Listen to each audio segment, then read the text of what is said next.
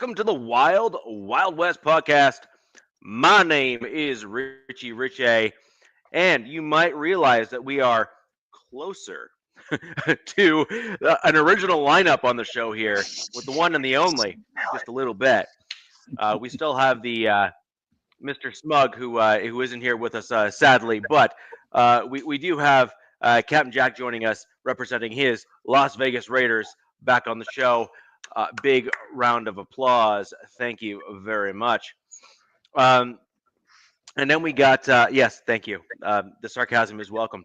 And then we have over here on that side of the screen, DZ representing his Los Angeles Chargers as always. We have a lot to cover tonight, obviously, as we are very close to kind of getting into some really interesting parts of the football season. I mean, like that close. I agree. Like just that close. Real football is starting very soon. We're going to start getting into preseason games. We're going to have actual game film to start talking about on the show. Obviously, the Chargers have their Hall of Fame game that's coming up real quick. So DZ will break that game down for you as well and talk about that today. But more importantly, what we've all been waiting for, which is that precursor, the thing that you know football is near, training camp.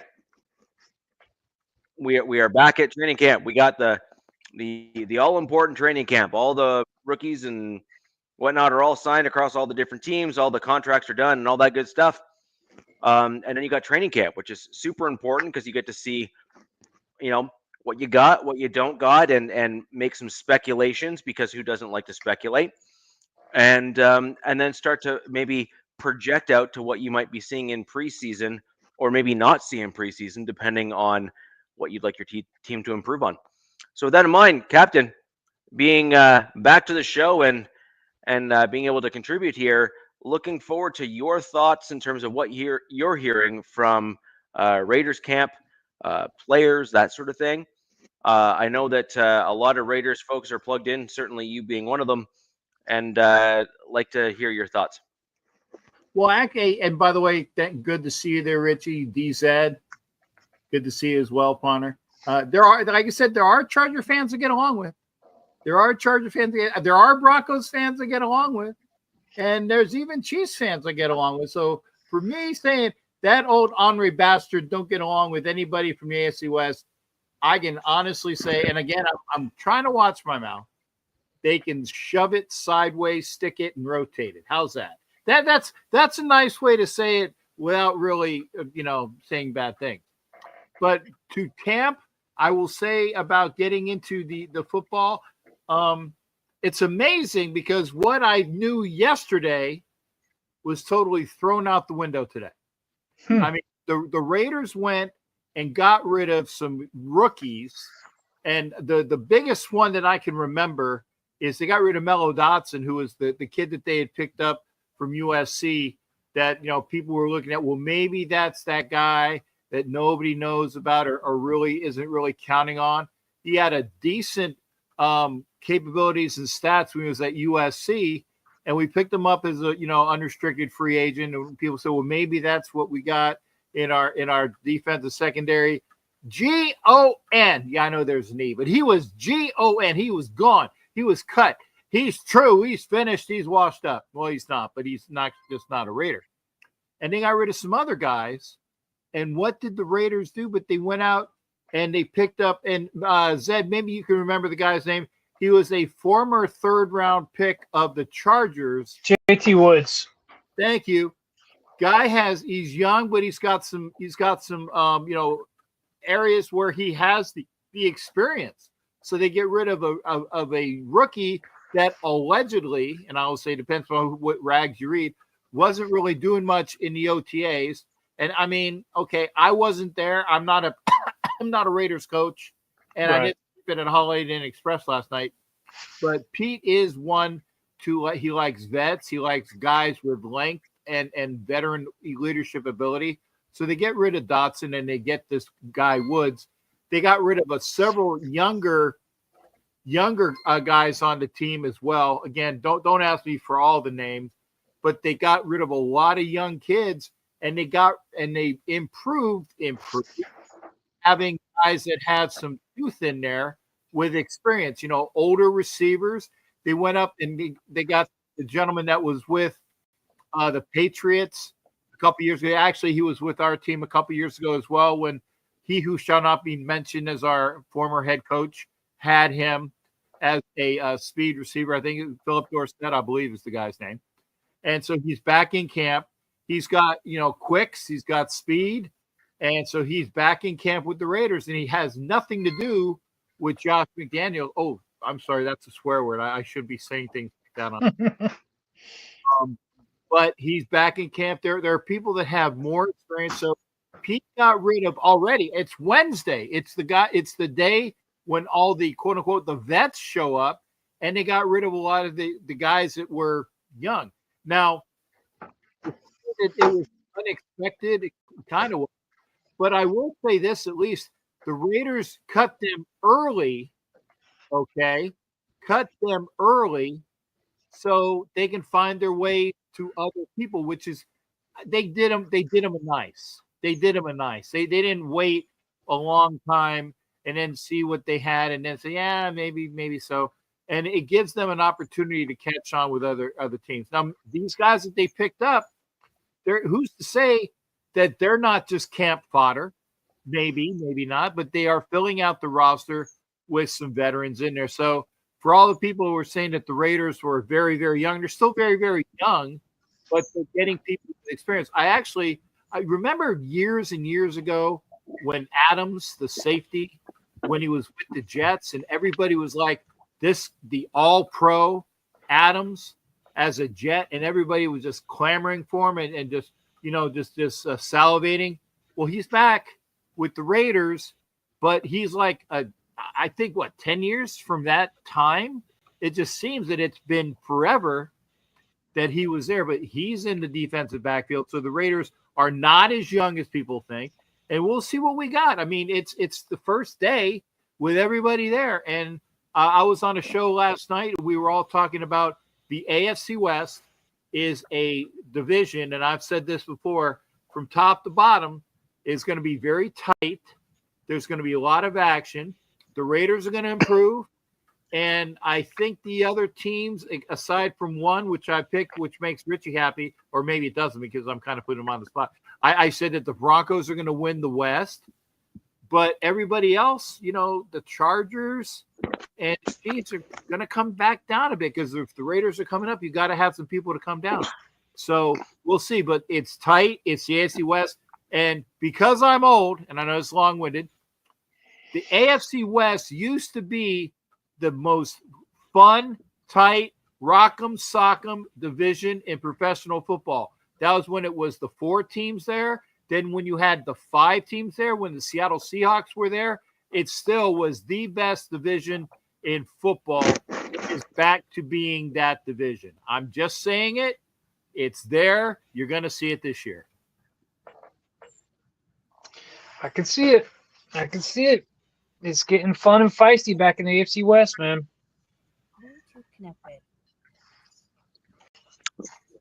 Captain, how you doing? We're going to be bringing in a fellow Raiders fan here, Captain, to bolster the crew. Yes. We got a Canadian accent and a Southern U.S. accent, so I guess we balanced ourselves out and we come, somewhat normal. And go from there. No. There's somewhere in the middle, right? When you equate a Canadian accent in the show. Okay, I'm just saying. DZ. In fairness, my accent. What's up, Nav? How you doing, buddy? Not that bad. Good to see you, Nav. Good seeing, brother.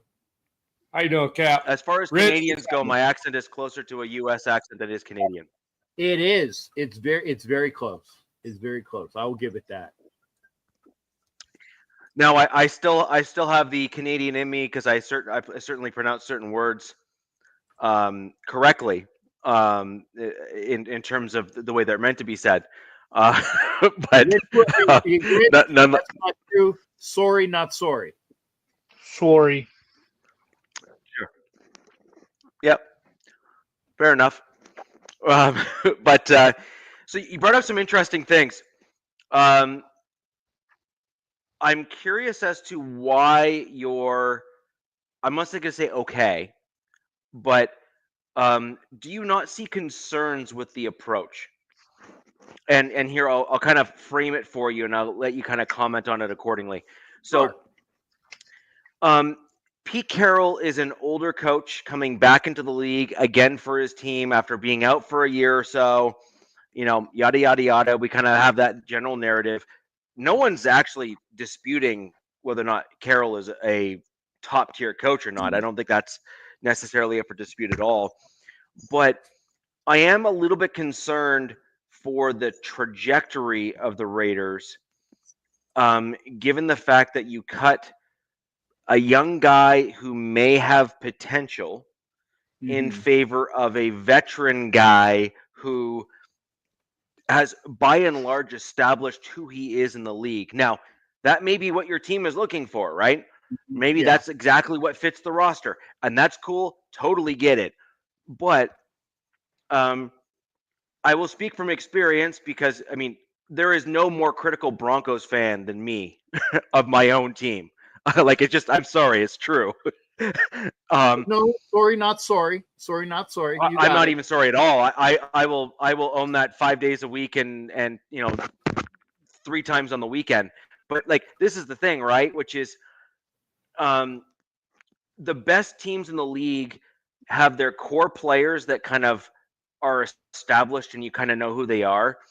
And then they develop younger players, allow them to go through the 3 years, they start excelling, and then they start swapping in and out those veteran players as they start to age out and either trade them away or bring up those younger players who end up are either better than the veterans or at least there isn't a drop off.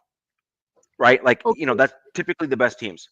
Yeah, I got you, but can you cite, somebody that they gave up on to go? I mean, other than Mello Dotson, and I had a really good feeling about him. Other than Mello Dotson, they still have younger guys that are in their defensive backfield. The folks that we had last year. Okay, Polamalu is relatively like third year young. They have DeCamerion Wembley. They have, DeCameron Richardson. Sorry, I was going way back on Wembley. Hey, good to see you there, Tano. They got Richardson. They still have Taylor, who's a safety that they need to get some more use out. Again, young kid, maybe second year. Okay, yep. They even the Jacorian Bennett is second, third year. Young. So it's not like that they just said, okay, well, we can't do anything with Dotson. Because and maybe Nav can tell, or maybe you guys can tell me, the gentleman that was at Kansas that is also on their team, that is the unrestricted free agent rookie, and I can't remember his name. Very good ups on him. Played for Kansas. He's still there as well. So other than maybe getting rid of one USC defensive back that was young, they still have a lot of young guys. They actually need more guys with tooth and the experience, so that they're not just trapping out all these young players. They got players that are young that can look at the older players that are going to get some tips and pointers from. I mean, Adams is a great player for that. Hey, can I jump in? Can I say something real bit? That's probably exactly why Jamal Adams was brought in. Yeah. To bring over Pete's kind of philosophy and culture with these young guys, So it's I think it's like a low risk, high reward signing, bringing in Jamal Adams to Vegas. Right. If it doesn't work out, At least he's going to be able to show these guys, if he's willing, and I'm sure he's going to be willing to show these young bucks in Vegas, like, hey, this is the way Pete does it, and this is how we're going to want it done. And personally, this is my feeling on Jamal Adams is I think he's going to be a box safety for you guys. I don't think he's going to be playing deep at all.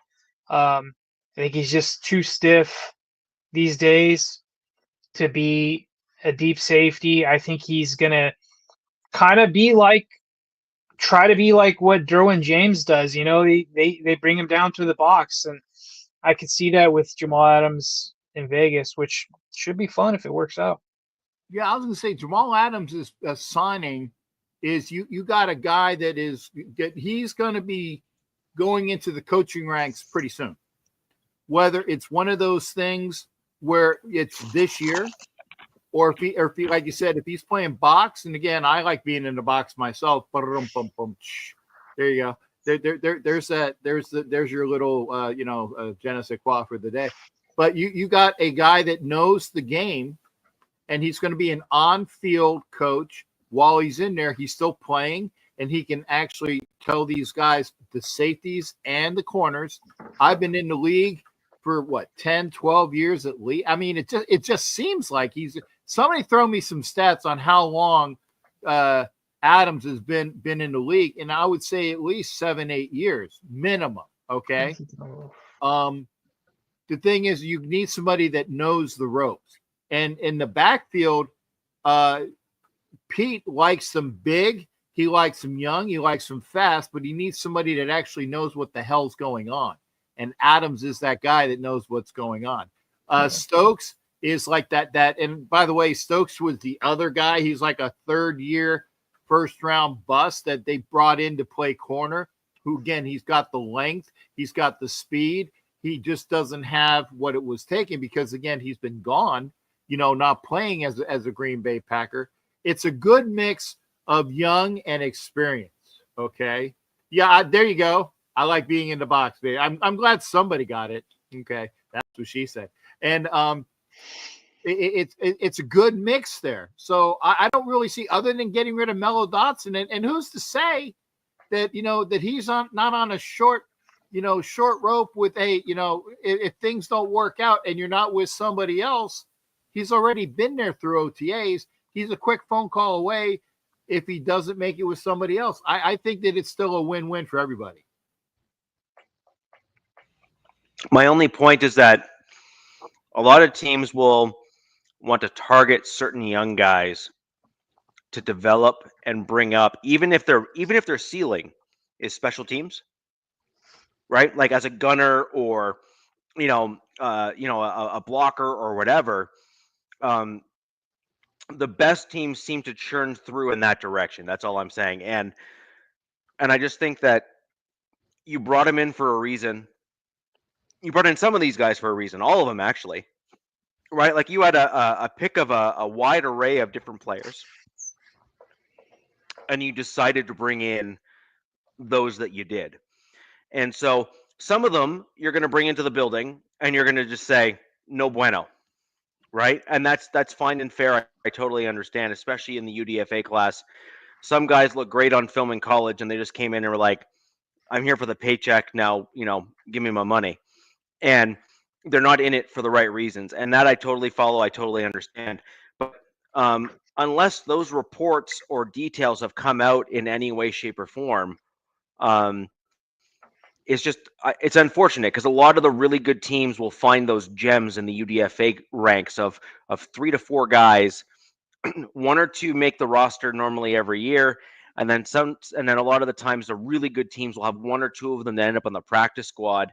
They start developing, and then they make the squad like the next year or the year after, just because of the programs that the teams are putting in place in terms of elevating players and competition and those sorts of things.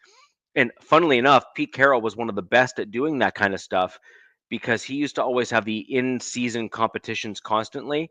And so it drove the young UDFA and roster bubble players even more to try to show out and prove their worth, so that they could rise through the ranks and make the roster. And that's how, frankly, that's actually how Baldwin, for example, became a household name as a wide receiver in Seattle, is because he had to prove himself. He had to show out in order to even make the team and do the things. Okay, then I give to you again, and I go back because I think maybe you missed it. Okay, I was talking about the DCAM, who's year 2. Okay, Jacorian Bennett, who is year 2 or 3. Polamalu, here's you 2 or 3. Okay, then we got Porter, who we drafted, who has all of the what we really are looking for: length, speed, and can do those things. The kid from Kansas, and I'm very sorry.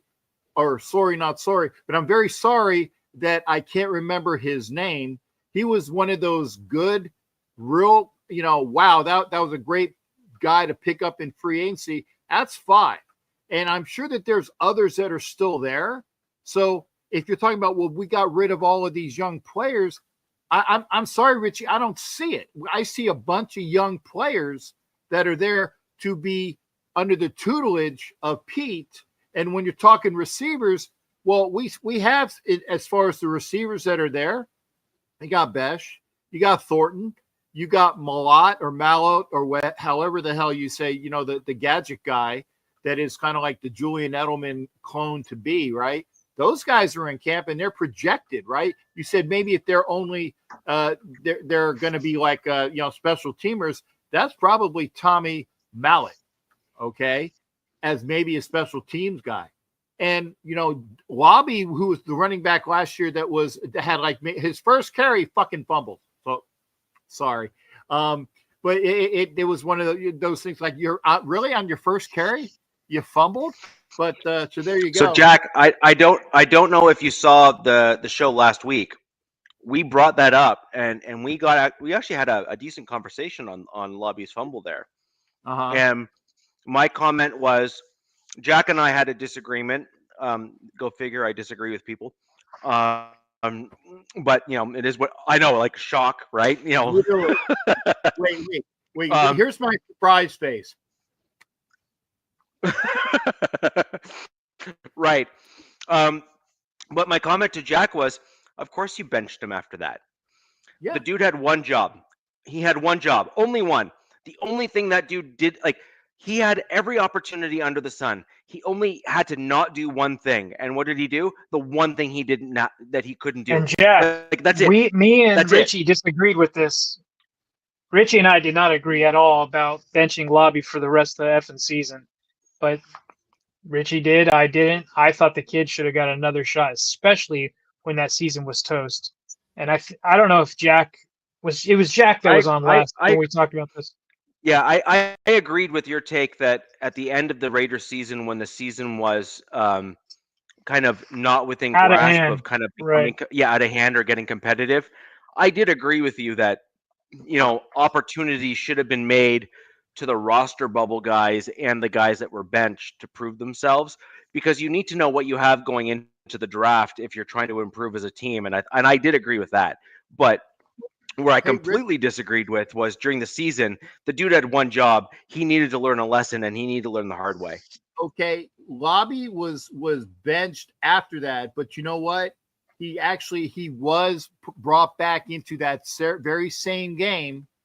So it's not like he was taken out of the scrimmage. He was brought back in that game. It's not like, okay, you go to the locker room and just sign out. Okay, no, He was brought back that same game. But the other thing was that Sincere McCormick was that young guy that was getting a lot of those carries and was looking really, really good. And Sincere has been around for like 3 or 4 years trying to make the team. And he was on that cusp of doing good things. And then, of course, effing shucks, he gets hurt around the very last game. So he's brought back, and he's going to be one of those guys in the backfield that needs to show what he's got. Lobby is still there. It's not like, they said, hey, take the train to Saskatchewan and learn how to speak the Queen's English, and then go up there, okay? The point is he's still there, but he's got, and if we're just talking about Lobby, he's got a lot of people that he's going to have to try to win a spot against, not just in the running back room, but in the guys that are going to be gadget players or special teamers. So there are those players, Richie, that it's there for his taking. It's a matter of who's going to show up and show out. So I talked about this last week. I think this was when Ref Guru was on. I'm not entirely sure, but I did come in at the end. It was great to see you guys on there. I think that Lobby is going to be a really fun toy for Chip Kelly. That's kind of like, I think he's going to play this gadget guy. Obviously, he's not going to be your number one starter because everybody in the world knows who the Raiders have at running back, right? Ashton Genty. But I think this guy... name does not sound familiar. I haven't heard anything about him. Yeah.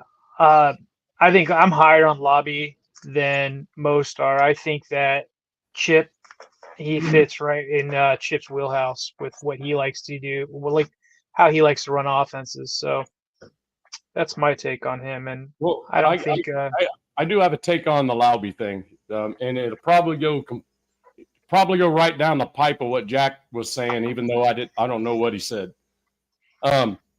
Just from a coaching perspective, you have a rookie that goes out there in a critical play and gets the ball punched out by arguably one of the best defensive ends to ever play the game.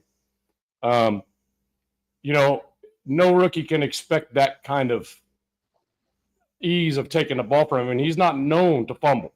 He's not known to be a fumbler, right? What I would have done as a coach, the very next offensive play that team had, he would have had the ball in his hand. that's another way to do it. Yeah. And you know what? Then he screws it up again, then you bench him. But the one thing you don't want to lose in your rookie players is confidence. Right. You got to put them right back on the horse. Hey, Dav, like I said, I'm not sure if that actually happened or not, but I know that he did play the next series. Well, he also returned 2 kickoffs. Yes. So it wasn't like you said, oh, like I said, you're gone. There are tryouts for the CFL coming up. Or by the way, there's an indoor league you might want to look into, or the whatever the hell they're calling that Ultimate Football League. Whatever that other league is. What Rock built, whatever Rock's got. USFL. Yeah, something like that. There's both of them, UFL and XFL.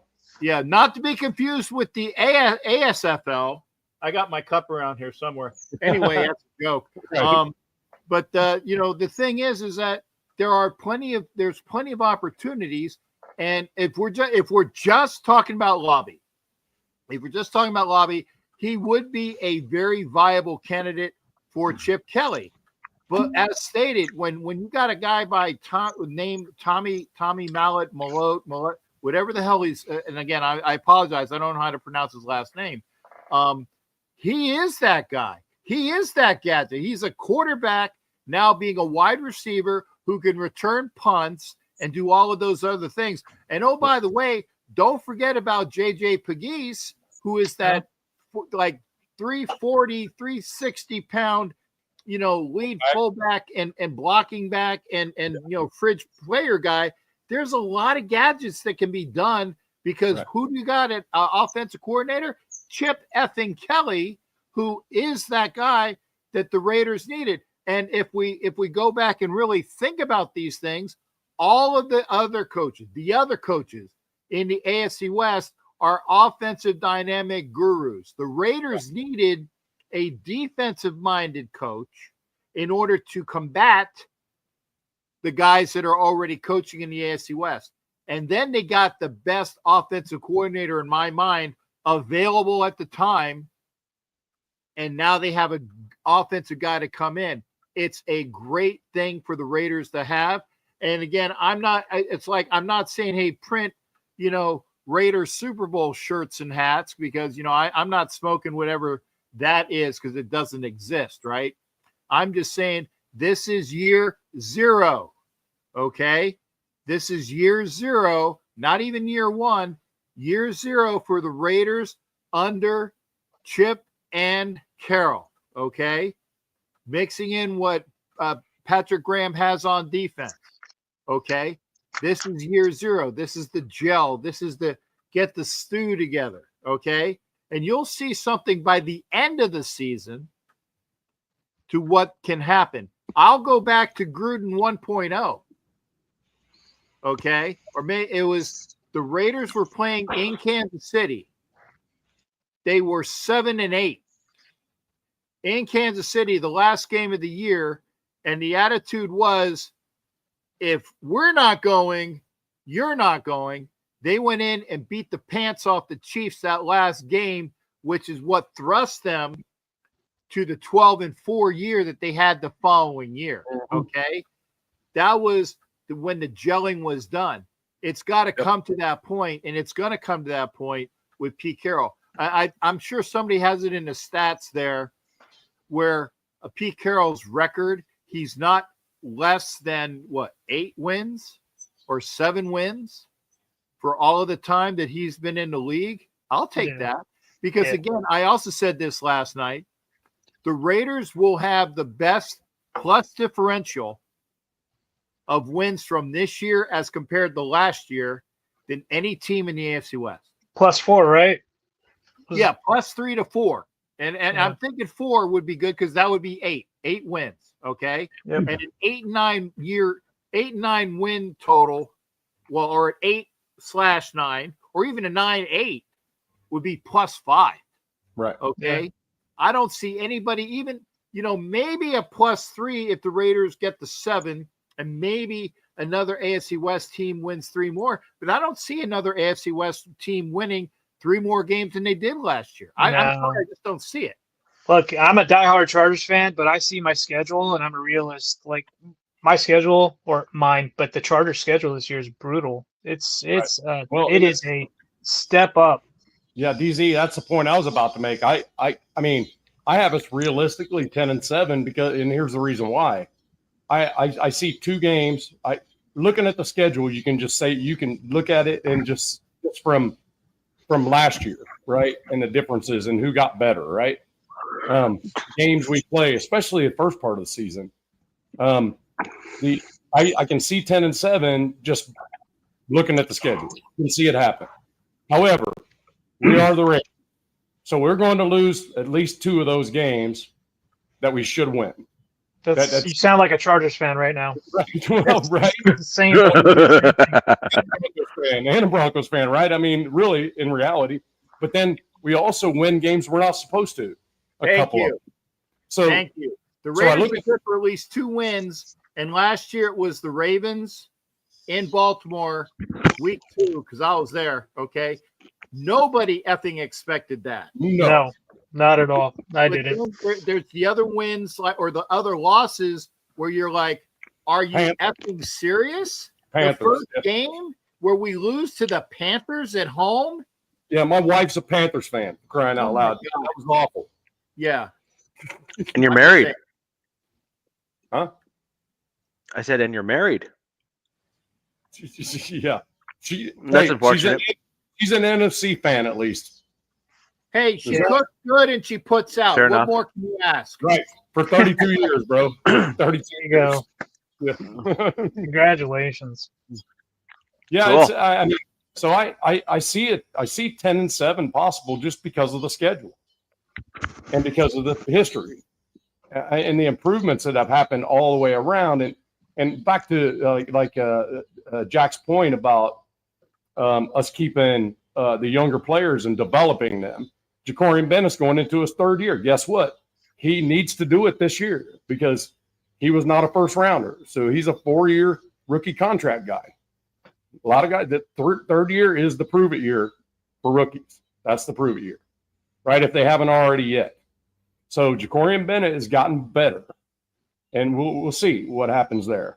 You know what I mean? It's one of those where you kind of like, you sit and think about it. There's been this whole, he's not from this regime, so he's gone.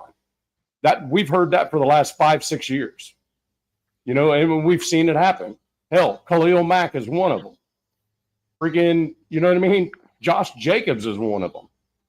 Not from this regime, so he's not that big. We're not going to give in to his demand, right? But you don't hear that this year. You don't see that. I have a very similar comment, which I'm sure you're not going to like, but to be honest, I don't care. Oh, wait. I give it a little bit. Yeah. Exactly. Like Jack and I have been doing this long enough together that it's like shorthand at this point.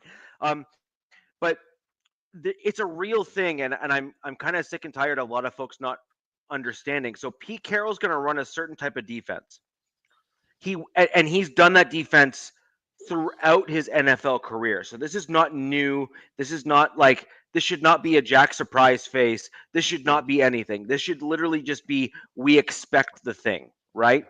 Because Pete is going to want to try to put together a certain composition on the defensive side of the ball. Mhm. And he is big on secondary, big on hard hitting, hard hitting guys that just like Good tacklers. pummel people. Good tacklers. Like sure tacklers, that sort of thing, right? And Pete Carroll is also known for wanting taller cornerbacks, which are becoming more common in the NFL, but were certainly rare in his original years in Seattle, right? Okay, cool. We all agree on that. So let's flip this. The long and the short of it is this: you have gone through too many regime changes in too short a period of time in kind of your team's history here for Pete Carroll to have enough building blocks to do what he wants to do. I'm sorry, it's just going to be a fact. In year one, sorry, in year one. And what I'm saying is there's going to be a bunch of guys that you thought were busts that Pete Carroll, because they fit his like what his vision is, are going to turn out to be really good players. And then there's going to be a bunch of mediocre players that you thought that were going to basically kill it under Pete Carroll. They're going to suck because they don't fit what he wants to do.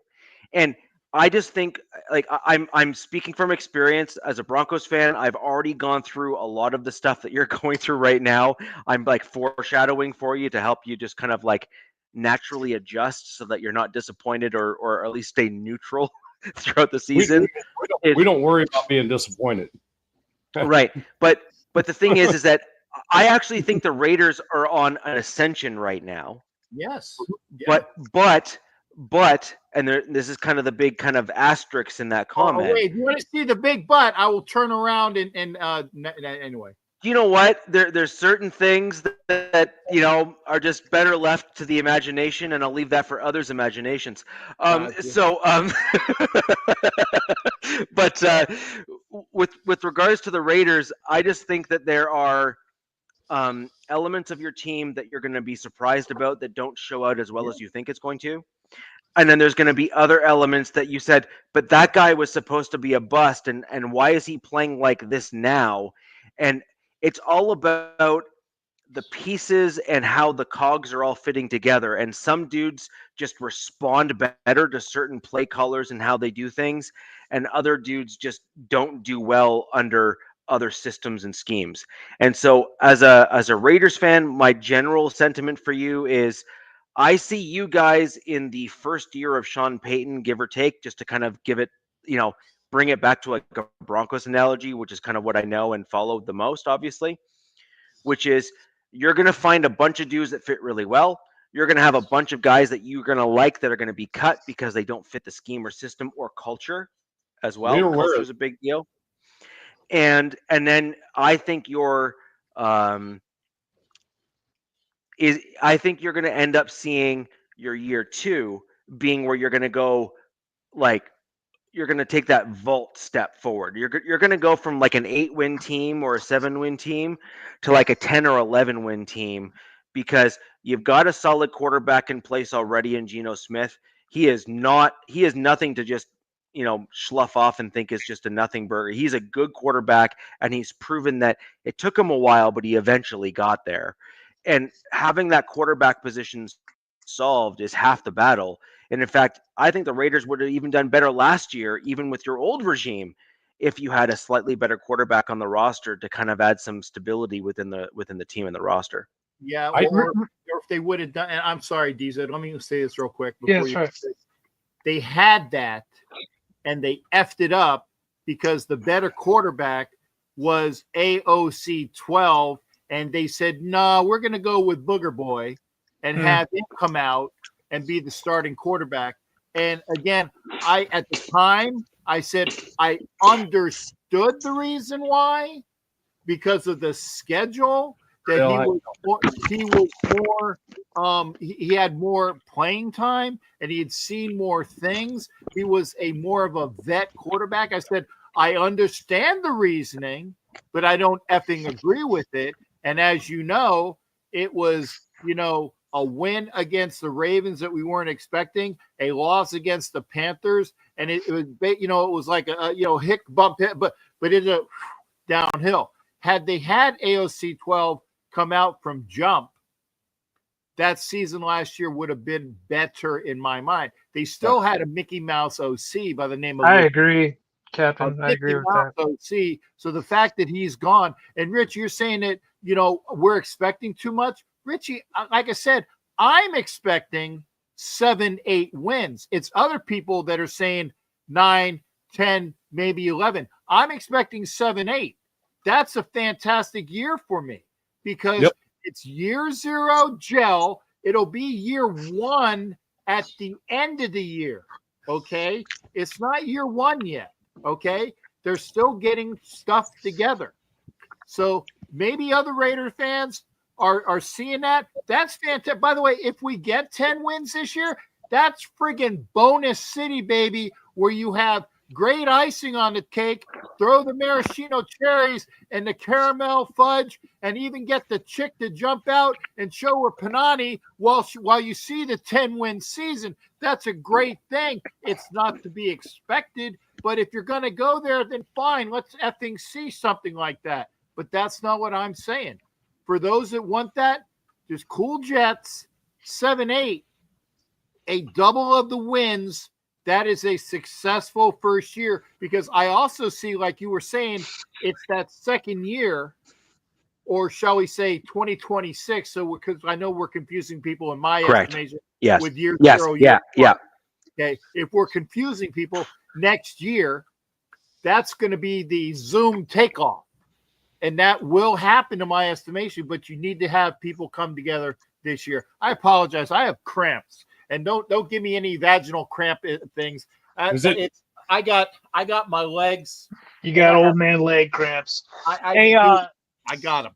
I wanted to say something to jump in. Richie said something about the division as a whole as ascending, and I agree. The division's ascending, and we don't have a Chiefs representative on, but I kind of want to talk about them just like a split second. Like everybody has looked at the Raiders, who they hired, who they've brought in, rightfully so. Who the Broncos, what they've got going on. They won the offseason, in my opinion, with their additions. And then Chargers, what they did, who they've brought in, Jim Harbaugh, And so from the outside looking in, people are like, this AFC West is ascending, and everybody's counting the Chiefs out. And, I have, faith in my team as a Chargers fan. I'm sure everybody does with their teams. But they're still loaded, man. The Chiefs are still effing loaded. Yep. Probably have the best staff in the league. Both. What cramps are there? You go. Yeah.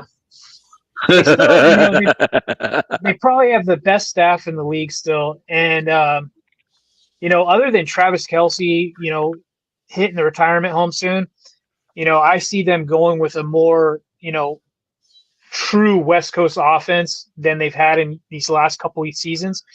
And right now, Mahomes, we could say what he wants because these last couple of years, he hasn't looked like the Mahomes when he first came in the league. But the kid is clutch. How many games have we seen where the Chiefs just end up winning the last 2 minutes? And look, we had Ref Guru on last week. We already talked about the reffing stuff, so we don't need to bring that in, but we're all aware. So it's going to be one of these teams. That helps a lot. You're right, but it's going to be one of these teams who blinks first, because who's going to take this division? Like, it is – I don't think in my lifetime – and look, I'm not as old as you are, Captain Jack, but I don't think I've ever seen a division like this where it's looking like, holy heck, dude, who blinks first? DZ, can I punch in on that? Yeah, jump in. Because, I'm looking at this, and I'm looking at the AFC East. I'm looking at the AFC South. Could this possibly be the year that a division sends all four? Probably not with the schedules, but I don't know. I know what you're saying, but my schedule. If the East only sends their champ, we still got the AFC North to worry about. Because it's only good. Buffalo's the only one that's really, truly for sure, because the Dolphins are in cap hell. They're going to have to cut people in order to sign the rookies. They got to sign the rookies still. they still got to pay the rookies. They've signed them, but they still got to pay them and stay under the cap. I mean, they had $7 million when the draft happened. Yeah. You know what I mean? Yeah. So I'm talking about like it's nitty gritty in the AFC West, and it is truly becoming the Wild Wild West. Like this no doubt. division is gonna be gnarly, and if you want a game, it's gonna take everything. You know, there's no plays off. Like if these guys really want to win a division game, it's gonna take everything because 4 best coaches in this division, right? All there, and then everybody has a competent, good quarterback.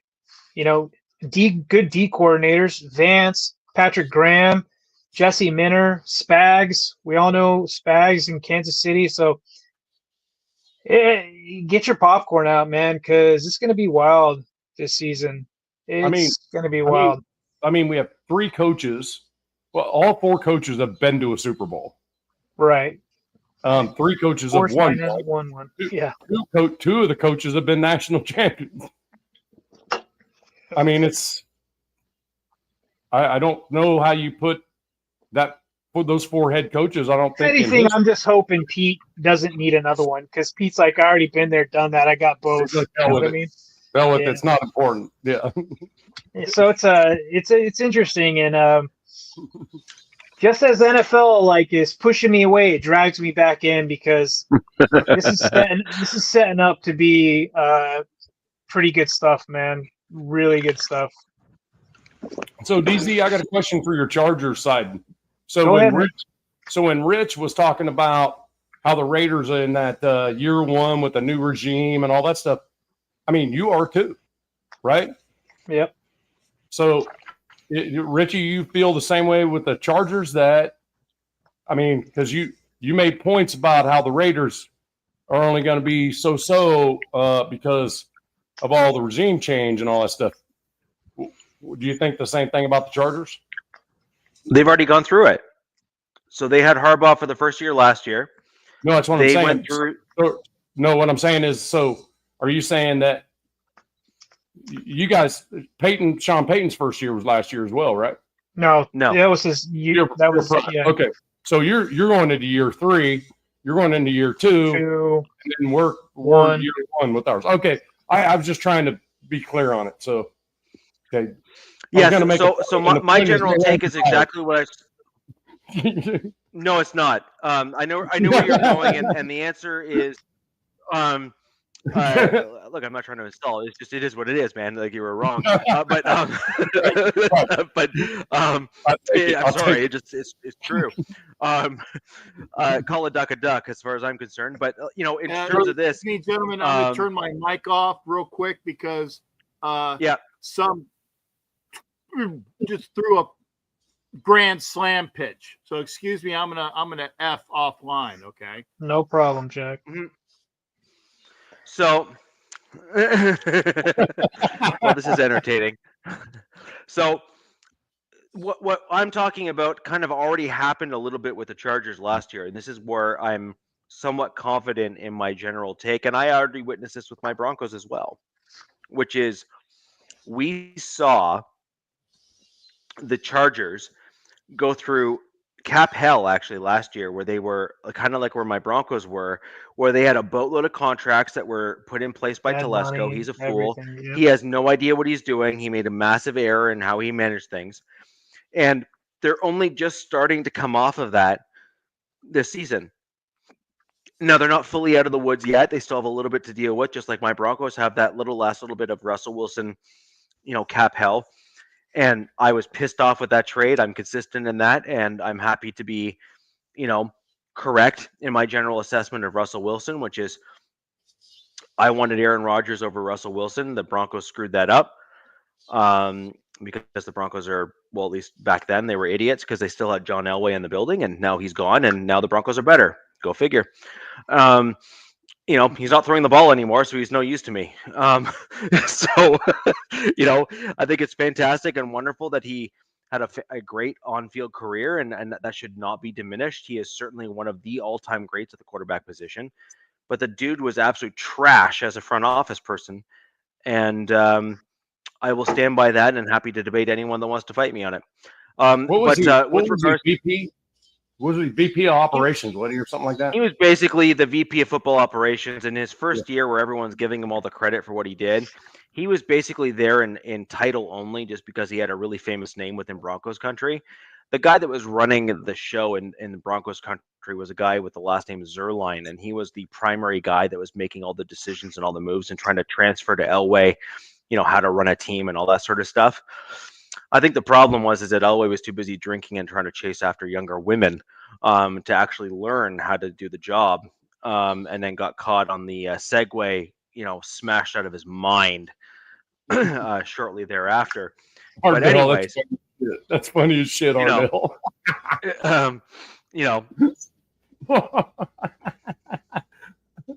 Did you see that? Look, yeah, I totally get it. Like I am a huge Elway fan as a Broncos fan, because I think he did tremendous. Like, he basically put the Broncos back on the map, kind of coming into the team by elevating us to being relevant again.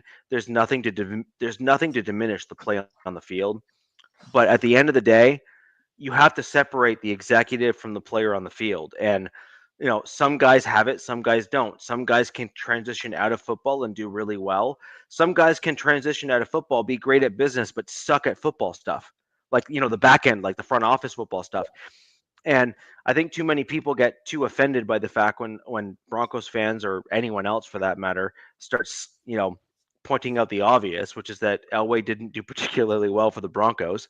And now we're doing better now.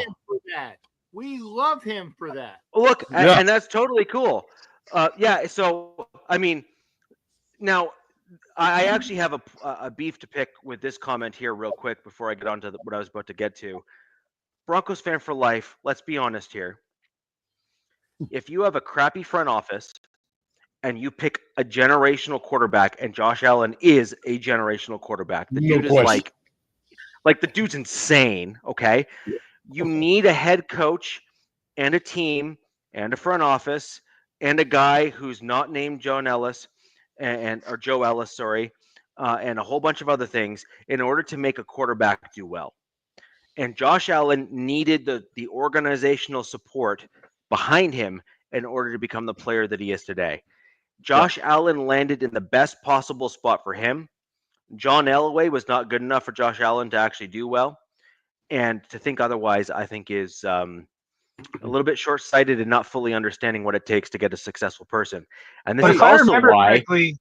And Josh didn't start hot, right? Pardon me? Josh didn't start his career out pretty, really hot. No, he started out trash, and then they course corrected as a coaching staff because they actually have the wherewithal and know how to coach people. And then Josh Allen, in his second year, he was a completely different player because of Brian Daboll. Made a bunch of changes and put him in an absolute stellar position. And the rest is history, as far as I'm concerned, in terms of what we know about Josh Allen. That was the pivotal year, his second year in the NFL, where Daboll. I could see Daboll getting back to Buffalo sooner than later. Yeah, I agree. So getting back to the Broncos and just generally speaking, kind of the stuff there, John Elway basically tanked my team, and I'm looking at what we ended up doing as a result. We're almost 10 years as a drought getting to the playoffs. We finally made it back to the playoffs last year under Sean Payton's tutelage, with the new ownership group and George Payton at the helm, finally alone in the general manager position for my Denver Broncos. We finally started to see better contracts emerge as a result of George Payton running the show without John Elway's influence. And that all makes a difference. And I've been incredibly consistent on this as a Broncos fan. You can go back. I'm on film for like 4 or 5 years now, where I've been on YouTube podcasting with this stuff. I have been very, very consistent. The problem with the Denver Broncos organization was their inability to move on from John Elway with the fear of offending the soft fans of the Denver Broncos fan base. And we finally did. New ownership group said enough is enough. And we're now starting to see the results of that move and change. But that's a cultural change as a result of the team making those moves. The Chargers over here did the same thing last year. They got rid of Staley. They brought in Harbaugh. Harbaugh's a culture change guy. He has a certain way of doing things. And you saw an absolute dramatic shift in the way that the team operated, ran, and how they did things on the field.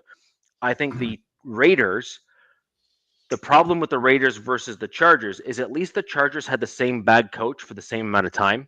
They didn't start ebb and flowing through coaches. They didn't have like one regime and then another and another and another. The Chargers stuck with the same Kinda. crap. Kind of. Look, you had Staley for like what, 4 years? 3. And then before that was Lynn and then McCoy. Those are the LA guys. But Right, they were but all for 3 trash. seasons. So the Raiders have gone through. Correct me if I'm wrong, Nabman and Captain. I think you've gone through. Was it? Since Isn't it Gruden. 3? No. Since But I'm talking in a 4-year stretch. You've gone through 3 head coaches, have you not? Oh. 5 Is it- since Gruden. Are you guys talking about interim as well with Yeah. Bisaccia? Gruden and Bisaccia. I like Then you Bisaccia. have Josh McDaniel, McDaniel. McDaniel and AP. Then AP with the year, and then Now I don't want to, talk about that. Yeah. And now So in a 4-year stretch. So I'm right. So in a 4-year stretch, you guys you're on your 3rd coach, and so the challenge with full-time something like coach. that. Yes, 3rd full-time coach, correct. And so the challenge with that in a 4-year stretch, when you actually look at it, is each coach is going to come in to try to put their stamp on the team. So as an example, you had Josh Jacobs go. Well, I think that most Raiders fans would have loved to have seen Josh Jacobs stay on the team because he's a stellar running back and is still in the top 5 in the league, right? Like you'd have to be a fool to say, no, I don't want him on my 3 team. last year. Yeah, exactly. And so the challenge and the issue here is that your team has moved on from players that should have really been building blocks for a team going forward.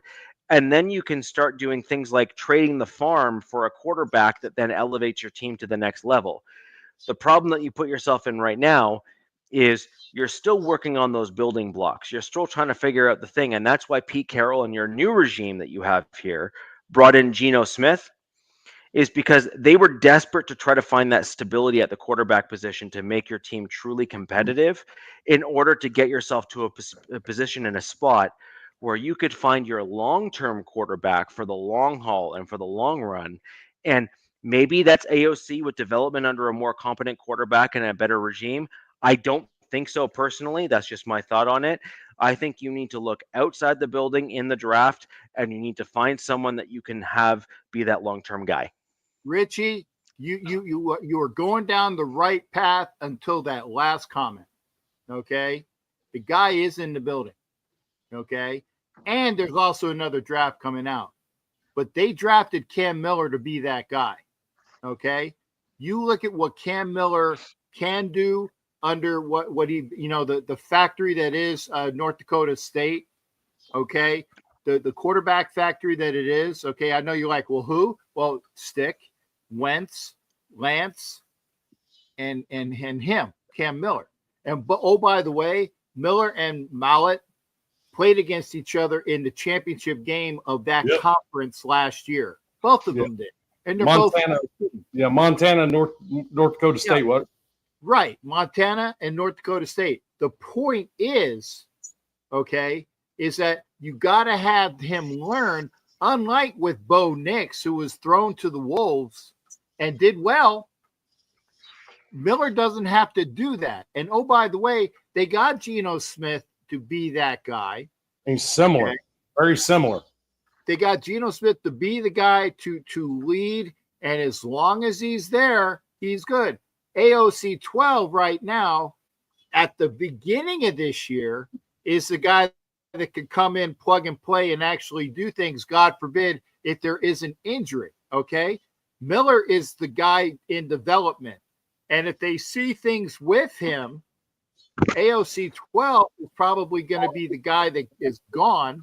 You got Miller as the developmental guy, and don't sleep on the kid from Nevada, Las Vegas, who is I think it's like Malik or Willick or the other guy that they have. He's probably going to be a practice squad guy. Don't sleep on him either. And again, there's another draft next year. Okay. So you're going to have all of the guys that are developmental players with Miller and the kid from Nevada that's there. And if I'm the Raiders, I think that maybe Miller should get a very bad migraine with a hangnail and get put on the injured reserve. Okay, you don't even fucking. Sorry, it's just me. You don't even have somebody that you go put him on the practice squad because he will be picked up by somebody. Okay, you don't even chance that. You either put him on the 53 and keep him there, and you just got to have 52 players plus him, and you learn to live with it because you don't want to expose him to anything, right? That's the guy. And I think if all goes well, by the end of the year, if not sooner, he's going to supplant AOC 12 as the backup quarterback. I have that much faith in him, Richie. And if they don't think he has that much faith, again, you got the kid from Nevada, Las Vegas, who's still learning if he's there, and you got another draft. Matt's talking to his ass like always. Well, and then Richie, I got a question. Who the hell is John Elway? Is he that dude that owns the car dealerships in Colorado there? And a steakhouse. He owns all these car dealerships. It's that guy, right? Yeah, and he's got a and restaurant a steakhouse, yes. at the airport. Oh, okay. As well. Just checking. I see It Edwards looks like a drinking horse. tonight. Every time I fly through Denver, I flip it off because when I'm going into Concourse, right by Elway's restaurant, I said, or in fact, I go, hey, right here, John, a double whammy, the finger and the the groin pull, yeah. Just saying. Yeah, but derail there. My point ultimately is the fact that a team has to go through. Like, there's very few teams like the Ravens or the Steelers or like those teams that are like that, which typically and very rarely actually don't have those lulls where they go down to like 4 or 5 wins total. Like, there's very few teams in the NFL that kind of constantly stay relevant. Most teams follow what the Patriots have done. The Patriots were at the top of the league, and now they're like bottom feeders at this point in the league, right? And that's because they're still trying to find their way again. And I'm not, and it's naive, by the way, for anyone to think that they're not going to find their way again ever. And True. I also think it's naive for a lot of people to think that starts this year, Richie. With Vrabel, yes, 100%, 100%. Vrabel is the guy I think that's going to probably turn the team around, and I agree with you there. But this is the whole point, right? Which is, you need to have the head coach, you need to have the ownership, you need to have the willingness to kind of, build a team out and all that kind of stuff, and you need to have the synergy between the front office and the football guys. And I think the Patriots are kind of that team that has that ability to do that. I also think the Ravens are a team that just thinks differently. You had the Ray I think the Ravens. You had the Ray part because the Raiders are that team as well. Everything that you said about, and again, I'm not trying to be biased, but it said if you're going to say the Patriots did this, that's what the Raiders just did. They have the front office synergy with the people that are coming in to build the team. They got the management that's with them. They got some former Patriot quarterback there to throw some, yes, no, or maybes in there, just for fun, right? Because at least he actually has been around a winning franchise. Everything you said about the Patriots doing this year is what the Raiders just did. The difference is that the Raiders are in the AFC West and the friggin' Patriots are in the AFC Least with an L. I said that correctly. The AFC Least, they have a different, they can have a shorter period of time to turn it around. You think they're going to have any problems with Tua? The guy can barely stand up straight, and he's one hit away from being, knock, night land, if not worse, God forbid, in a game. The Bills are there. They're always going to be there. And then you have I don't even know. It's like what the Dolphins, the Bills, the Patriots. I'm forgetting somebody. Isn't the Giants? Giants are the NFC. Jets. Okay, well, you might as well just say the Giants because the Jets are a joke, right? So the Patriots can get well quick, and they could, if they do this year. And by the way, that first game is in Foxborough against the Raiders. I will be there. And the Raiders always have a bad time in Foxborough overall, if you look at their overall record there. Right. But see, where I'm going at is that there are certain teams that typically don't go through the ebbs and flows. And while they may not ever hit the highs that often, like the Ravens, they are typically always in the upper grouping of the NFL. I think the Steelers, are a good example of that as well. Now, the Raiders and the Broncos, and as you said, the Patriots likely in this go around, although the Patriots for a long time were trash, like they were laughable. And it's only in recency bias where the Patriots have actually ever been a relevant team, right? Like in the last 20 years or so. Before then, they were not particularly great. Whereas the Raiders have followed a similar trajectory, in my opinion, to what the Broncos went through, where they went through turbulence to get to where they are now. I think you've now landed exactly where you should have been from the get-go. You've got yourself a stable head coach to develop and build a roster that is going to, be able to truly compete.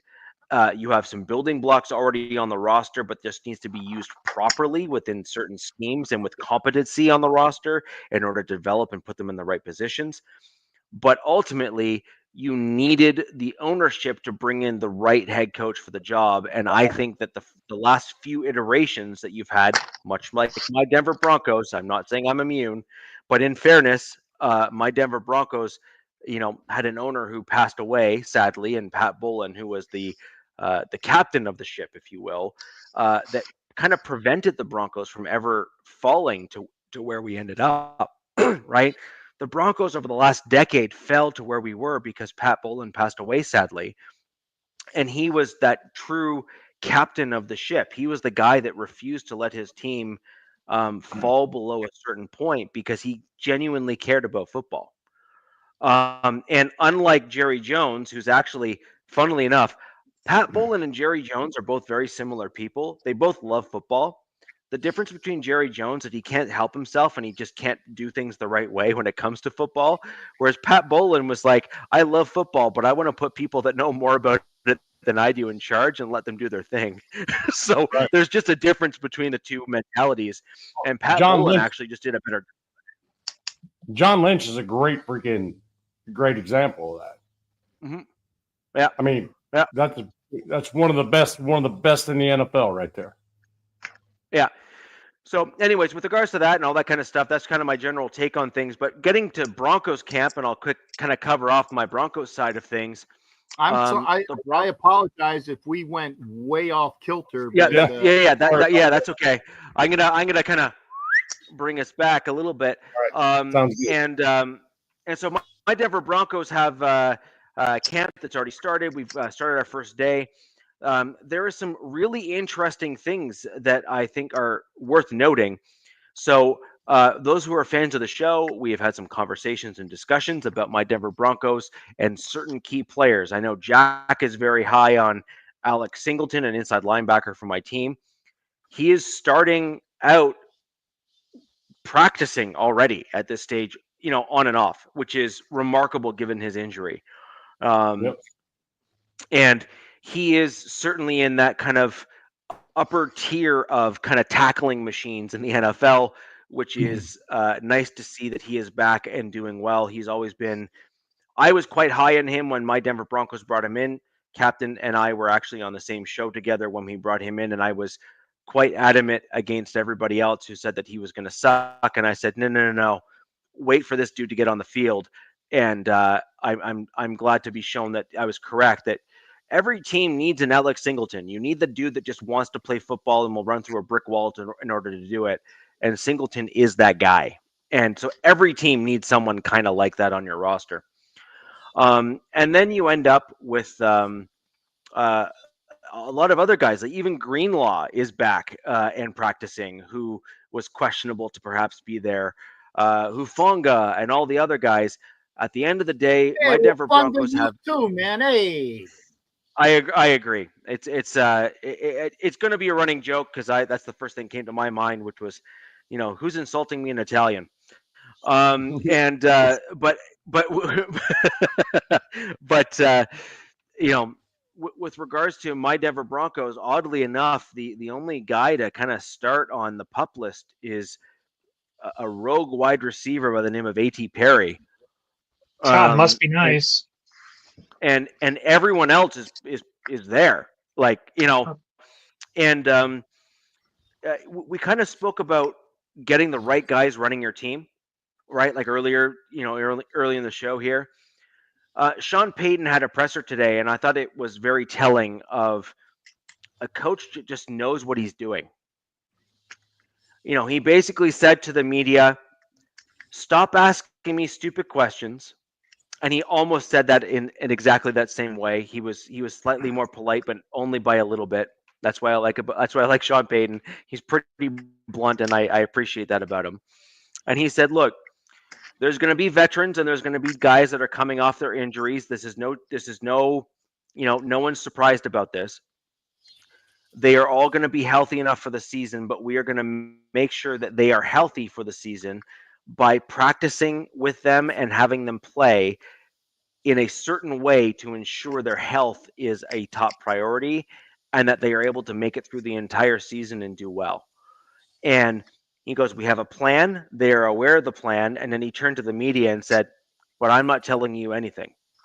And I was like, "That's the ball." But like that's my kind of press conference right there. It's good And coaches. that just tells, Good coaches do.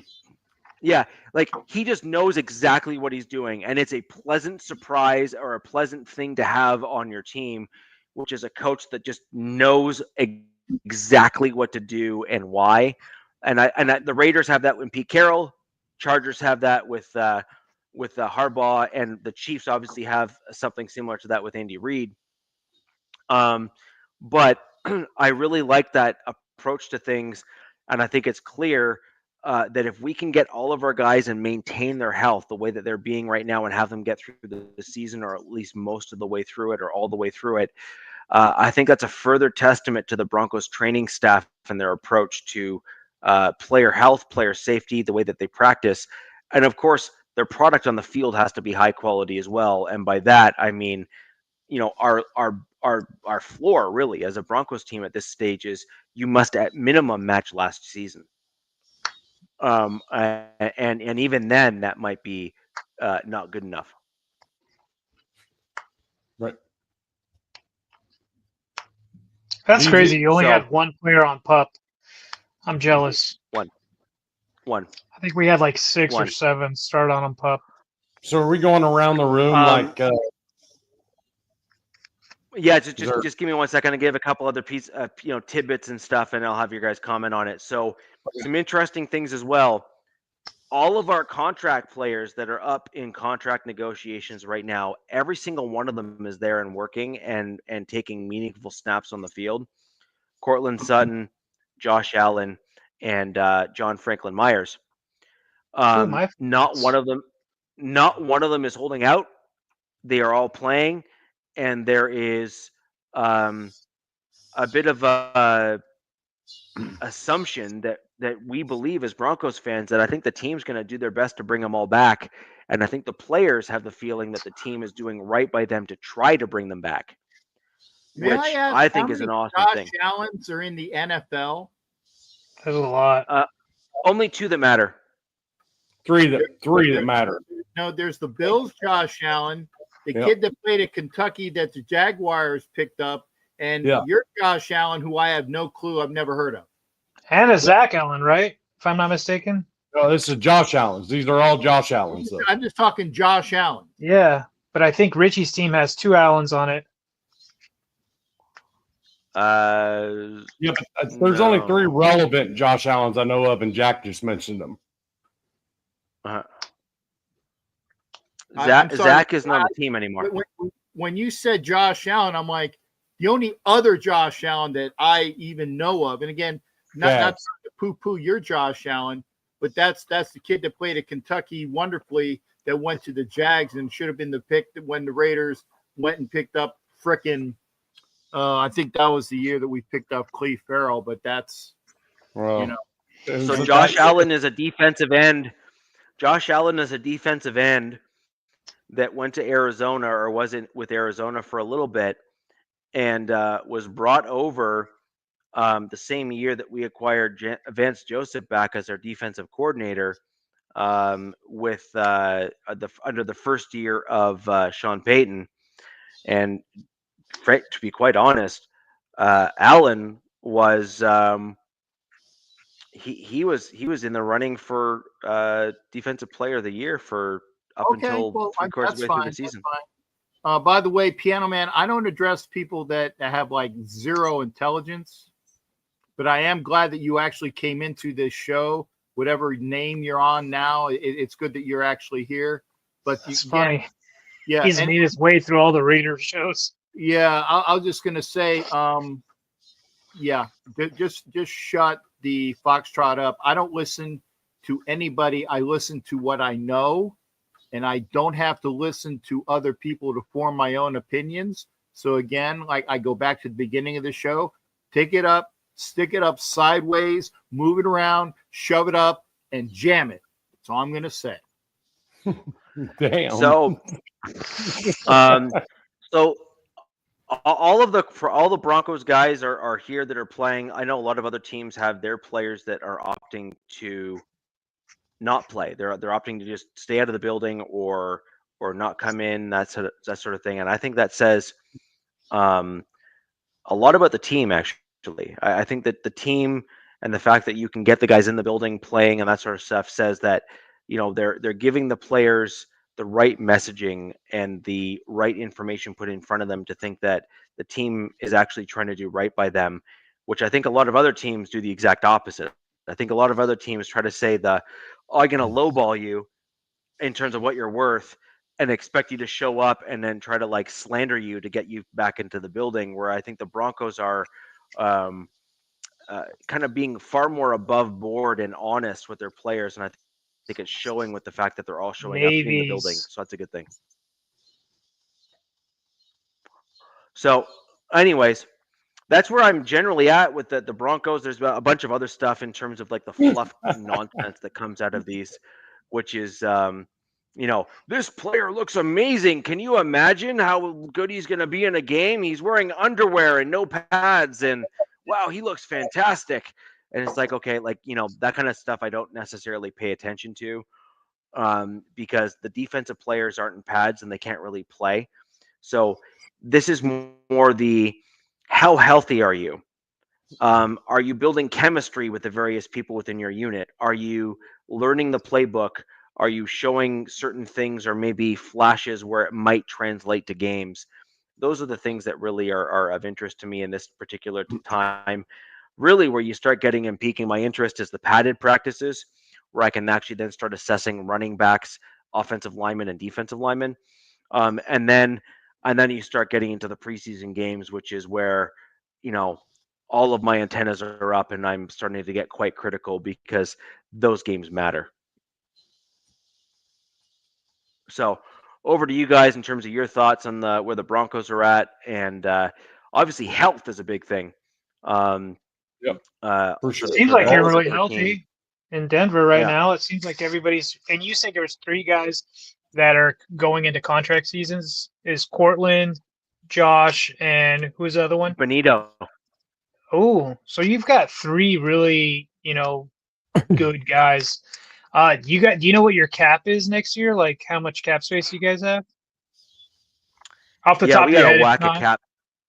Not off the top, but we got to whack a cap space because at minimum we have an extra 30 mil coming off the books for Russell Wilson, and then you have, because these guys that I'm talking about, like Zach Allen, for example, he was a veteran signing for a short-term contract.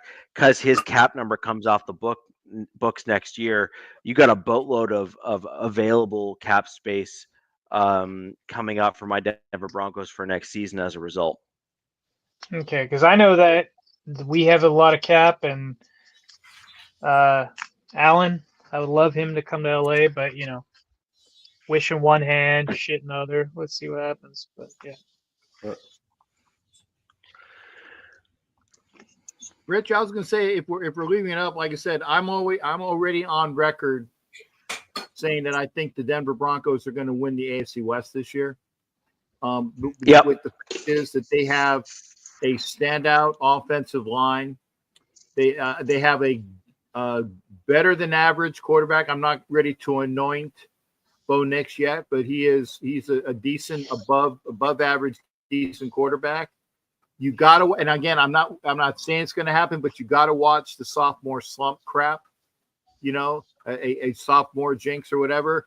The more film that you have on him, or the more things that you can disguise, because he has a lot of time in college.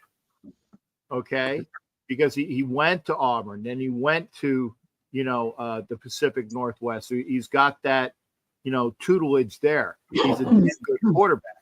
But, he's a damn good college quarterback that played well his first year in the pros. So if you can throw things at him to get him off his game in his second year, that's why they have the things called, the sophomore slump or the sophomore jinx. Okay. But they have everything else there. I will say I don't, and maybe it's because I really don't know, but other than picking up J.K. Dobbins, I really don't see. I mean, I think everybody else has a better running game in the AFC West team-wise than the Broncos do as far as running backs go. Okay. RJ Harvey, man, put up video game numbers in college. We'll see. Well, that's why I said I'm not real familiar there, but I think, you got your wideouts. Like I said, we got a good quarterback. You got really a fantastic tight ends in the line. The defense is phenomenal, and that's why I'm actually picking the Broncos to be the AFC West champs this year. The defensive backfield with the Broncos is AFC West number one. Yeah. Secondary and their offensive line, that combination. Their secondary is just, it's huge. But I'm not calling for them to win the West. So, like Captain is, I don't know who's going to win the West. I think it's the Chiefs until somebody takes it. It's been theirs for 8 seasons straight.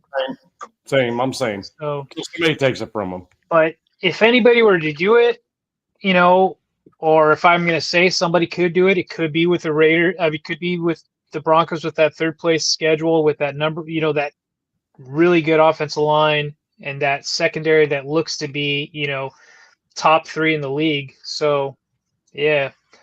We'll see, but look, Captain kind of said it. He didn't want to hear about the sophomore slump stuff. There's that. That's a factor, if people want to buy into that kind of crap, it happens, But, it's tape, DZ. Now he's got NFL tape on him.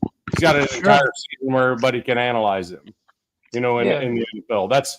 I think that's where the sophomore slumps come from, like with Stroud, right?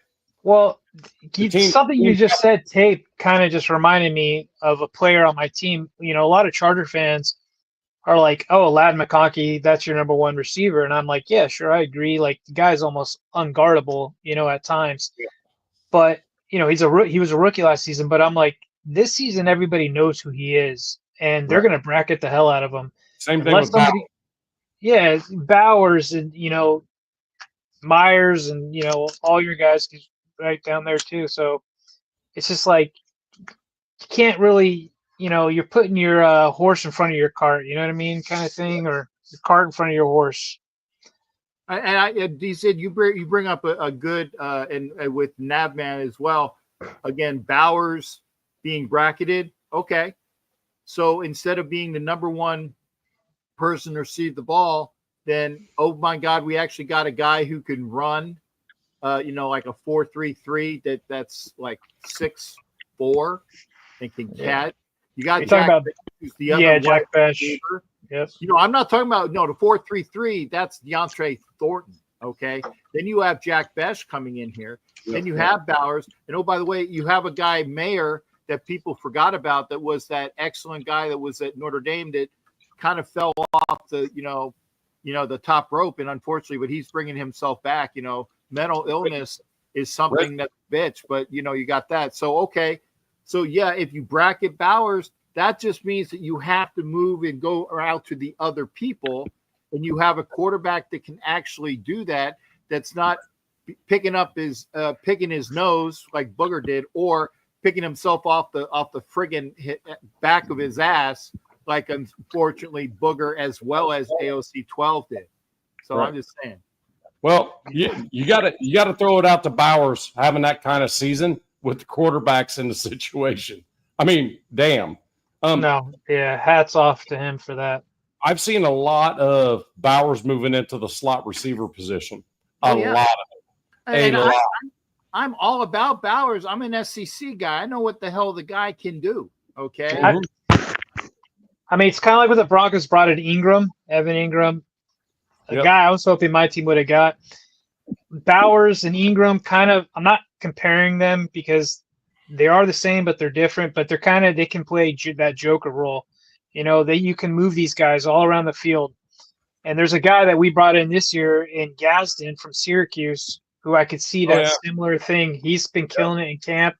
So it's like all these teams. I don't know. The guy would be on the Chiefs if they've got that kind of joker tight end. I mean, where they line them up anywhere. I don't think they really roll that way. Maybe Bell. They had who was that? Who was on the other side with Kelsey? Was that? Well, he's the guy you're talking about. I think that's the guy who takes Kelsey's job. Yeah, 84. Gray. I can't remember his name. And Gray. Is it Noah Gray? Noah Gray, I think. Yeah. Noah Gray. I just know the number 84 because he is so much better than Kelsey right now. Yep, yeah. I agree. I agree 100%. Kelsey was being force-fed last season, essentially. He lines up in the slot a lot. Yeah. So, the only problem with Gray is that he doesn't. He's good at some of the things that he does, but he lacks the it factor that Kelsey had in key plays. So, what Kelsey is able to do is read the defenses and know where to go when the play breaks down. Right. Like if that makes sense, where it's like the play breaks down and he just kind of street ball. Yeah, he's good at street ball. Yeah, and him and Kermit Darlene are very good at street ball. Okay, and that's why that's been their bread and butter because you can get after Kermit Darlene, and then when that stuff breaks, and that's what's so infuriating is when you got him in your midst, and then he gives you that real quick slip, and then he's out of it. And there's friggin' Kelsey wide effing open. And you're like, and again, just like I was, cursing when the Phillies just gave up they were up 5, walked in 2, and then guy had a grand slam, with the F epithets going out of my mouth like that. That's the type of stuff that I get with Kelsey open as well. It's like nobody covers it. But he does know the business. That's happened to all of us right there. That's all of us. Yeah. Kelsey had this you're like, okay, just cover him, and then next thing you know, he's wide open downfield. I'm like, how this guy? He moves like a 50-year-old man out there, and he's still getting 20-yard chunks. I didn't understand it. It drove me effing crazy last season. Here's a great example. Do you know who was very similar, even at the end of his career, was Rob Gronkowski? Yeah, Rob Gronkowski did the same thing. The dude looked like he was like a lumberjack that was just like, like a Yeti going down the field. Rob was the most dominant tight end to ever play the game, in my opinion. I agree. I actually agree. Absolutely dominant. I agree. And not saying he's the best, but I'm saying he's the most dominant. Like that guy was. I actually will happily go as far as saying that I think he's the best tight end to ever play in the NFL, and that includes the old timers. Wow. No, I agree, and the reason why I agree is Casper. Come on. For me, Casper. Sorry, what? Dave Casper. Come on. Oh yeah, Casper. Look, there's a bunch of really good. I'm sorry, but they're. How about the guy who was that has a Super Bowl win as a coach and a player? Okay. By the name of Iron Mike Ditka is a tight end. What about the preceding tight ends? Oh no, I'm including him. I'm including those guys in that era, and the reason why I say that is that Richie. I'm sorry if you're saying that Rob Gronkowski is better than Ditka and those other guys.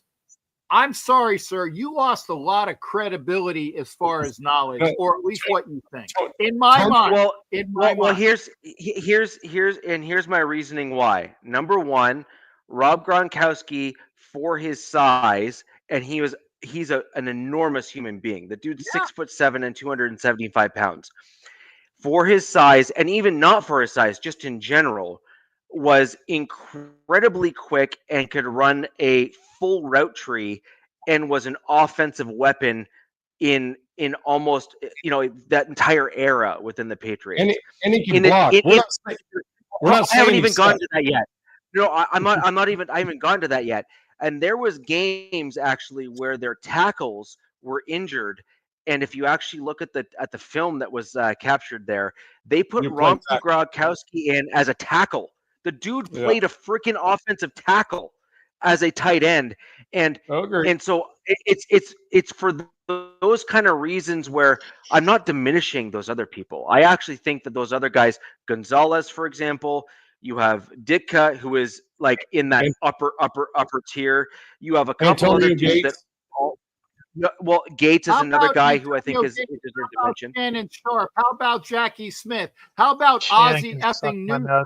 How about John Mackey, who is, to me, is that guy as well, okay? If we're going to go great tight ends, you're even saying that he's better than Riley Odoms, who was a damn good tight end for your Denver Broncos, Tony Gonzalez as well. I was going to say I'm putting Gronkowski over Shannon Sharp, who's a legend. I'll go Smith and Mackey and Mike Ditka. That's why I'm saying, dude, I'm sorry. Rich, when I say you've been up in Canada too long, the air's getting to you. When I say, look, obviously I didn't see some of these guys that you mentioned probably live, Captain. So, I'm not trying to be disrespectful to Ditka or anything that, or Casper. I didn't see all these guys live. Okay. I didn't see all these guys live, but I know about the tight end position. I never saw Mike Ditka play tight end. I did see Riley Odoms play tight end. I did see John Mackey play tight end. I did see Tony Gonzalez play tight end. And, of course, Raymond Chester and Dave Casper and Todd Christensen. Yes, I saw those guys as Raiders. And I'm sorry, not sorry, when you say that Gronkowski is better than all of those guys, at least I would even give Kelsey some, he's getting there. He's spitting distance. Well, Kelsey's been putting up the numbers, right? Because with Mahomes, what he's done. So but when I'm sorry, I can't see Rob Gronkowski. And it's not because I hate the Pats. No, I know we all hate the Pats, right? They ruined our lives for like a decade. When I say Gronkowski, because look, the Chargers are a week ahead of this whole division due to the Hall of Fame game, right? And they're honoring Antonio Gates and other great players. And Antonio Gates, one of my top all-time favorite players, never played football in high school or college, and then becomes, he's getting enshrined in the Hall of Fame as a tight end. It's absolutely amazing, as a basketball guy coming into the league and being that successful in the NFL is mind blowing. And look, I hate the Pats, Cap. Always, like I said, a decade they ruined us. Every effing year, Tom Brady and Bill, just causing havoc throughout the whole NFL. And we're seeing this in our own division, which hopefully one of our teams puts an end to it this season. I hope so. I don't care which one. Yeah, but Rob Gronkowski, that big goofball, right? When I say dominant, I'm not saying he's the best. He was the most dominant tight end that I personally had ever seen in an NFL game.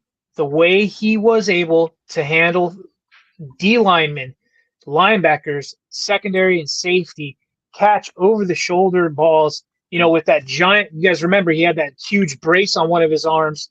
Yeah. And just boom, stiff arm, throw guys down for touchdowns for Tom. I mean, it was bizarre. It was unfair. His career wasn't long. It wasn't super long like other guys. 9 years, I think. Yeah, but it seems like I would love. He had a gap in there too. Yeah. He had a gap in there there's too where he other was out. somebody in this chat mentioned Tony Gonzalez. Tony was a stud, and then you look at complete tight ends, right? Like right now, I think arguably people would say the best complete tight end in the NFL right now would probably Kittle in San Francisco, but everybody's super high. We're all looking at you guys' team, Bowers, as probably the next generational tight end, right? Coming into the league.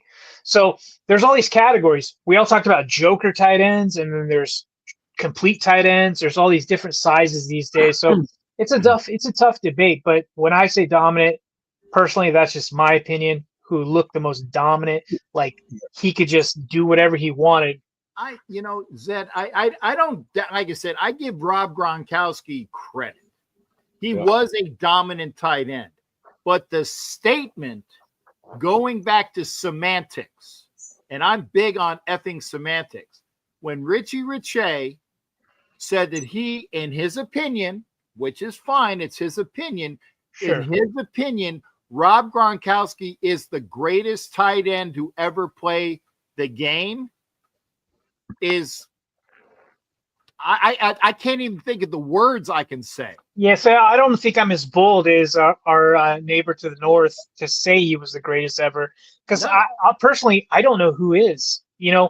There's been so many greats, and it's like, how do you judge who's the best tight end, right? Nav, who is he a great blocker and pass catcher? Like, well, that's the thing. It's kind of like with the Raiders right now.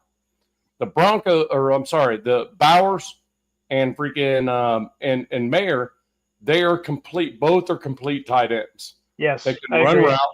Mayer is more of an inside tight end. Yep, He's going to be in the middle most of the time. You're not going to see him catching much stuff on a fade in the corner of the end zone. You're going to see him catching touchdowns over the middle.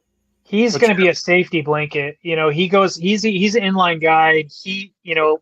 He gets hung out to dry most of the time. Pun intended on that safety blanket, because again, I mean, real pun intended on the safety blanket, because in all sorts of the words, he's gonna blow up the safeties that are supposed to try to cover, and you have to put a nickel to even go there. And he's a big dude. Blanket because he catches everything.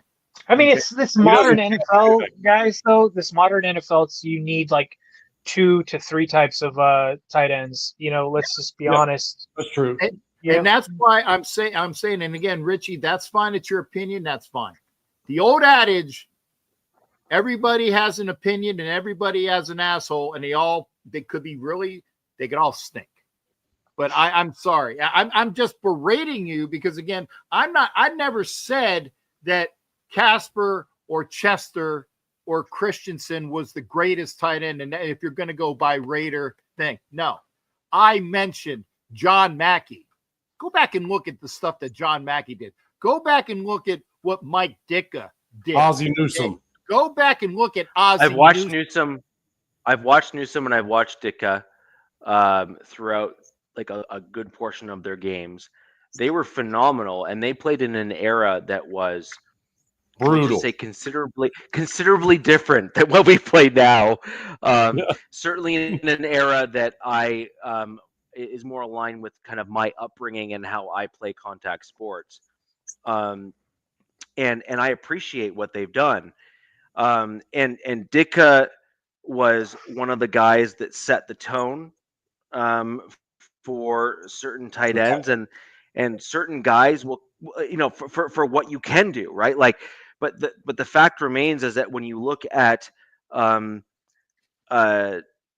bunch of different factors, all of those come into play. Like, for example, were you fully dominant over everyone that you went against, or did you have a nemesis? Or was there someone that was able to stop you, for example? Were you able to do certain things? Did you kind of reset the bar? And I think those guys that you mentioned, they all reset the bar in their eras for sure. But like, for example, were some of those guys able to, and this is semantics, as you said, or the very kind of nuances within the position. I'm looking at a tight end. If I'm going to put someone in the category of the best within their position, they have to be a complete tight end. And frankly, I don't even deem pure pass catchers to qualify as That'd be being Gonzalez. the best or greatest within their position. Because as a tight end, to be a true tight end, you have to be kind of a bit of a jack of all trades. You have to be able to inline pass block. You have to be able to pass catch, and you have to be able to kind of be that kind of unilateral guy across the team. And Right. we've seen outlet. more of those. You've seen a lot more of those unilateral guys in, actually, funnily enough, in the more modern NFL than you did in the older NFL. So the older NFL, more of them were inline pass blockers or the inline tight ends that we know in today's NFL, and they Except for didn't Matt. typically pass catch as often. And there's exceptions to the rules, so don't say, oh yeah, but what about this guy? And I'm aware that there's a handful of dudes that were exceptions to the rule. They all existed. But back in the day, in the original tight end position, most of the dudes were inline blockers, and they occasionally caught the ball. That's fantastic, and that's awesome. But in the tight end position, in terms of how that position has completely matured in the NFL as it is, generally speaking, you have to be able to kind of do both.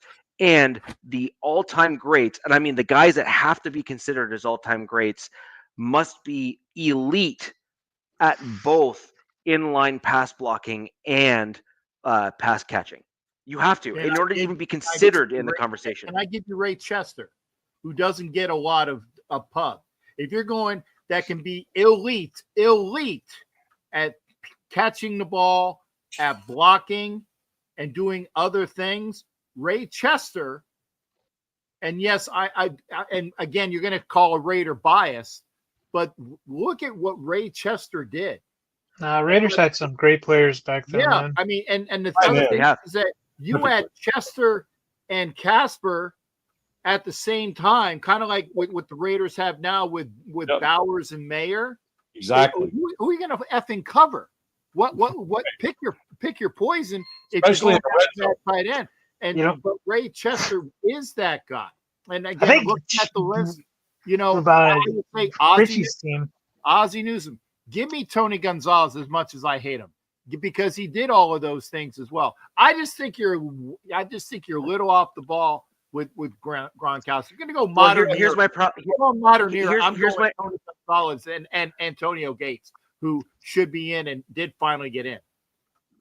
And my problem with both of those is they have in common. They have basketball. Yeah.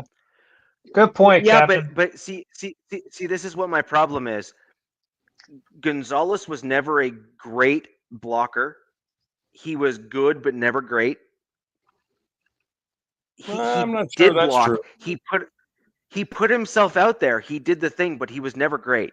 You would never look at Gonzalez and see what he put on film and say, oh, that guy blocked as well as, say, Rob Gronkowski or even George Kittle in the modern NFL. As he wasn't built like either. Wasn't built like him either. But this is what my point is, right? Is that I'm the way that I'm assessing it, and it is subjective, and you can weigh certain things more than other things. That's totally cool, and that is awesome and good for you. But my general metrics of what I deem in the upper echelon and upper categories for the tight end position is you need to be basically able to block on an island, and you need to be able to put up pass catching numbers that are maybe not necessarily equivalent to, but certainly in the discussion with wide receivers. Yep. On your team, right? If you're going there with the numbers for wide receivers, then you're making Todd Christensen the case, because you have over 100 friggin' catches, leading the league in catches, right? Those are your numbers. And by the way, Todd can friggin' block too. So I'll play your game where you can say, well, in line, I give you Raymond Chester. Well, with the numbers, I give you Todd Christensen. I think I'm going to look up Raymond Chester highlights later on. And you know what? Zed, I tell you, if you were ever hanging out with me at Raider, there's no better. I can't really say, because I know a lot of the open that I do know personally. Raymond Chester is an awesome gentleman. Oh, cool.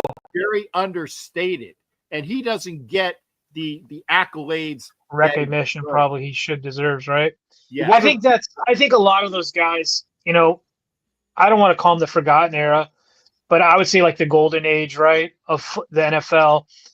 You know, kind of like that second part of the merger, right, in AFL to the NFL. They get forgotten. Yeah, and it has to do with probably internet. It has to do with a lot of things, but I'm glad that, you know, there's guys around that can bring them to light, you know, and I'm sure there's many more that need to be brought to light, you know, for the contributions to the game.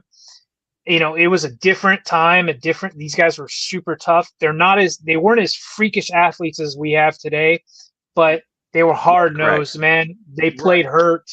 You know, we got guys that, you know, they'll sit out if Christ, you know, like they stub their toe, they're out, oh my God, for 2 weeks or something. These guys were getting stitched back up on the sidelines, you know, getting fingers reset, things like that, you know. And that's why it's unfortunate that, because if you look at the YouTube highlights, okay, if you go back, you look at the YouTube highlights, you said, if you look at Mike Ditka, you're going to see catch, you know, all of the, you know, the one, and you're going to, and I give you John Mackey of the Baltimore Colts. Thank you, Frank.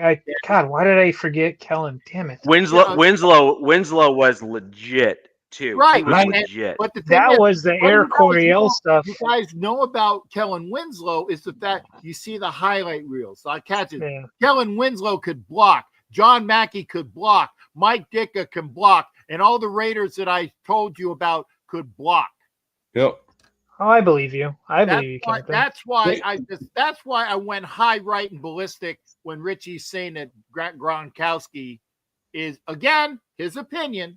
But Rob also could block too, man. Rob he could. But that's what I'm saying. All the way up the field. Whistle after the whistle. So Cap, I agree. It's tough to say who the hell the best is. Richie already picked his. I can't pick. I just saw there's one dominant. I love Gates to death. Obviously, I'm biased. You know what I mean? He got in. He deserved to be in. Yes, and I'm so excited. Hey, I agree with that too. So, can I run down some Charger news real quick? Is that all right with you guys? Sure. Yeah. I know we don't have much time. Yeah. I'm sorry. It's when I'm on the show, Richie, you know, so thank God that Ken is on here for me a lot. So the Chargers are a week ahead of everybody on right now, just due to the Hall of Fame game that I'm actually super excited for, because there's a lot of rookies I really hope to see. Plus, I can smell football. I'm so tired of watching all this other stuff. I'm ready for football season to kick off. Let's run through this real quick. And it's not going to be in chronological order, but, you know, the Chargers just had 2 days of practice at USD. That's Jim Harbaugh's old stomping grounds, you know, when he started his coaching career. And for some of these guys in the chat, I was reading some of his chat. I read it. You know, I don't know if there's any coaches in this division that had a relationship with Al Davis. Jim Harbaugh had a relationship with Al Davis. Yes, he coached with the Raiders, and he asked Al, hey, what do you think about me coaching a USD? Al said, you're crazy. You're a pro now. You're a pro coach. This is where you're supposed to be. But he gave Jim the blessing to leave, and Jim started his coaching career at USD as a head coach. Well, he took the Chargers there right now. They just finished up their second day. Last 2 days ago, they got to do a walkthrough on the USS Abraham Lincoln with sailors and stuff on the deck, which I thought was super cool. That's cool. My favorite boat. Dirty Lincoln or Stinky Lincoln? Stinking Lincoln. 72. I've never seen that ship personally, but I think that's, since I've moved away from San Diego, that's its new home port. It's been I've seen a lot of the ascent of the Lincoln being the fact that we were the Alpha Whiskey, which is the air warfare commander. Yeah. I was on Princeton. So our job was to take care to make sure that nothing got through to the Lincoln, and the destroyers and the frigates, their job was to come in between what they call torpedoes. That's their main job. Man. And so I love what Jim's been doing. Last year he had the boys at Camp Pendleton with the Marines, and this year he had them spend some time with the Navy. I love it. He's trying to. I don't know what the organization is doing because half the San Diego fan base hates them and the other half misses them. So it's a really weird thing. Anyways, the rookies are balling out. Some of these rookie picks have got a lot of people really excited because if you guys remember, Herbert wasn't in camp last year at this time because he had a foot injury. He had plantar fasciitis, tore some ligament in his foot or something like that. So it's really good to see that some of these rookies are actually building a good rapport with him coming into this season because we're going to need it against Richie's team, against your team, against the Chiefs. Because guess what? We're playing all three of you guys back to back to back. They brought in Naheem Sanders. If you guys remember, he got in that crazy jet ski accident and tore his ACL in 2022. He was that longtime Buffalo Bill and Indianapolis Colt running back. And red flags went off because if you guys haven't been in the news, Najee Harris obviously is playing with fireworks and effed up one of his eyes and is looking like Navman's flags probably. Nobody's seen him. Supposedly he's been in they're being very vague about it. Just like, Richie and I talked about this a few weeks ago, they're not letting anything out. But so that went off. We got red flags now. But, this guy looks ready to rock. We'll see. Who the hell knows? Mike Williams, he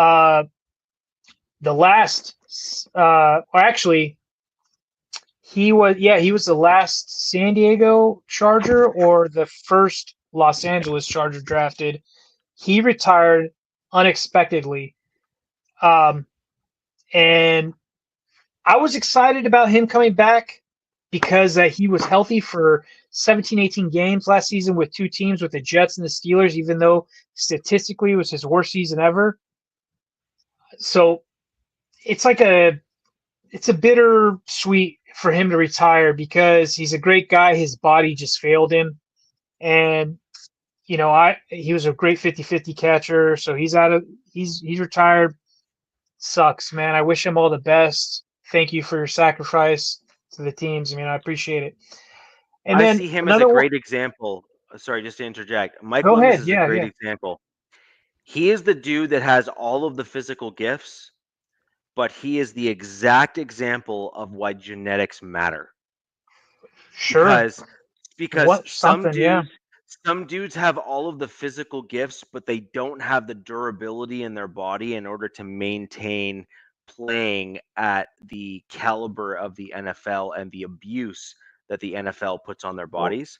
And it's such an underrated thing of just because the guy that you went to high school and college with can run like a 4.2, that doesn't mean that his body can withstand the beating, and I mean just beating, that contact sports basically put your body through. And so the fact of the matter is, at the NFL level, your body needs to be able to do both. You need to be an elite level athlete, and you need to have the genetics by which your body can absorb the hits and the abuse and come back and do it again and again and again. And it's just such rare air. That's why these guys get paid so much.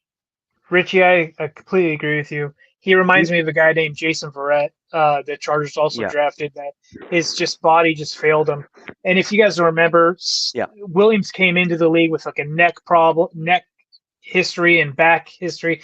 The guy made some acrobatic, plays and just landed too hard. So he literally put his body on the line and it just failed him. And you know what? He got 8 years in the not a contact. Yes, correct. He played 8 years in the league, so congratulations to him. Hats off to you. He was a great guy. Now I say it's a bitter edge because this lets these rookies come up faster than maybe they should have and build that rapport with Justin coming to this season. And the Chargers did onboard 2 wide receivers and a tight end this season, rookies who have been, making hay at camp so far. So we'll see. Another one that's kind of an emotional one, and I'm not going to be emotional because, to be honest with you guys, I did cry when this came out because Phillip Rivers is retiring as a Charger. And to me, that's special because Rivers was my guy. He wasn't my childhood quarterback. He was more of my, becoming an adult quarterback. And this guy, to me, was the epitome of a pro. He's a great family guy, great team guy, great leader, great everything. If you want to strive to be somebody, you look to Phillip Rivers. You look to how he leads his life. And everybody was wondering, and the Chargers were wondering, when is this guy going to be retired as a Charger? And, it's no secret he was a fan of the move to LA. And everybody saw him. He went back to Alabama, coached his kid at a private high school in North Alabama and such. And I'm glad to see that they are rekindling and he is finally getting retired as a Charger. It makes me very happy. That's cool. Yes, cool. he was a busy man. He's a family man. He's starting his own NFL team, I guess. I made the joke yesterday, and I said, I'm going to have to do it again because it was great. I said, and congratulations to Phillip Rivers and his 19 kids. Yeah. But again, I like again. That's the joke. But again, I will say Phillip Rivers. The fact that I've already had four F-bomb drops tonight. The man never cussed. Never cussed. Never cussed. Not that shit. And funny story, real quick. When Jim Harbaugh was coaching with the Raiders, Phillip actually trash talked him on the sidelines, and Harbaugh was so baffled because Harbaugh was like, he never said a cuss word to me, but I knew he was talking trash to me. Yeah. And I thought that was hilarious. But good for him, and I can't wait to see when they do it. I don't know if they'd announced the week yet. Another thing where I'm just running through stuff. The most important thing with Rivers, and if you don't do it, like your team has to do it. Rivers' thing is the bolo tie. That is his thing. Like, funny you brought that up. I'm sorry, but the only appropriate thing to do in the Rivers retirement thing is to do a Chargers logo bolo tie and give it to everyone in the audience. I am putting that out as Richie, a Broncos that fan. is a great idea. I'm sorry, but the dude is a legend. Look, it was hard to hate him even as an opponent. It was hard to not like the guy. You look at to Rivers' fault, what sucked about being him is that he had Tom Brady in his career. That you look at all those quarterbacks, Ben, Eli, Rivers, Peyton Manning, it was just loaded with quarterback talent. It was such a good era for quarterback play, and I'm hoping we'll get there again. Which his numbers are ridiculous. Yeah, his number. He was one of those guys. He toughed it out, man. So I'm gonna run through some stuff. The other thing is the Chargers unveiled 2 alternate uniforms. One I can't effing stand, and there's a reason why I can't. There's a reason why I can't stand it because they designed them for kids. Because the younger Charger fans love the yellow, apparently from the studies they did, and so that's why they went. And they brought back the navies, hence why I'm wearing all navies. To me, the best uniform the Chargers ever had, and that's counting the blue. That's the best uniform the Chargers ever had. The powder effing blue. I'm sorry. That looked good. Yeah. Their new navies they just came out with that tops, and just my opinion, but I know they got some good uniforms. So they're wearing the navies against the Raiders, so we'll see that. But they're wearing their yellows against the Colts, which, okay, cool. I'm glad it's only one game.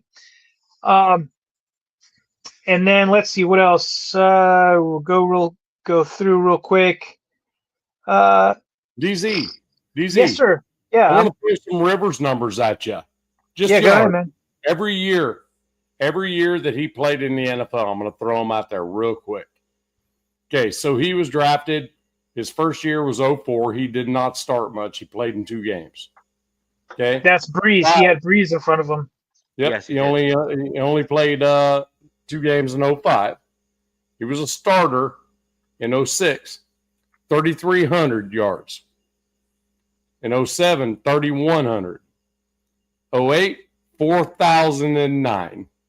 All shot puts too, by the way. 42.54. 2010, 47.10. 2011, 46.24. 2012, 36.06, but he had more touchdowns that year, right?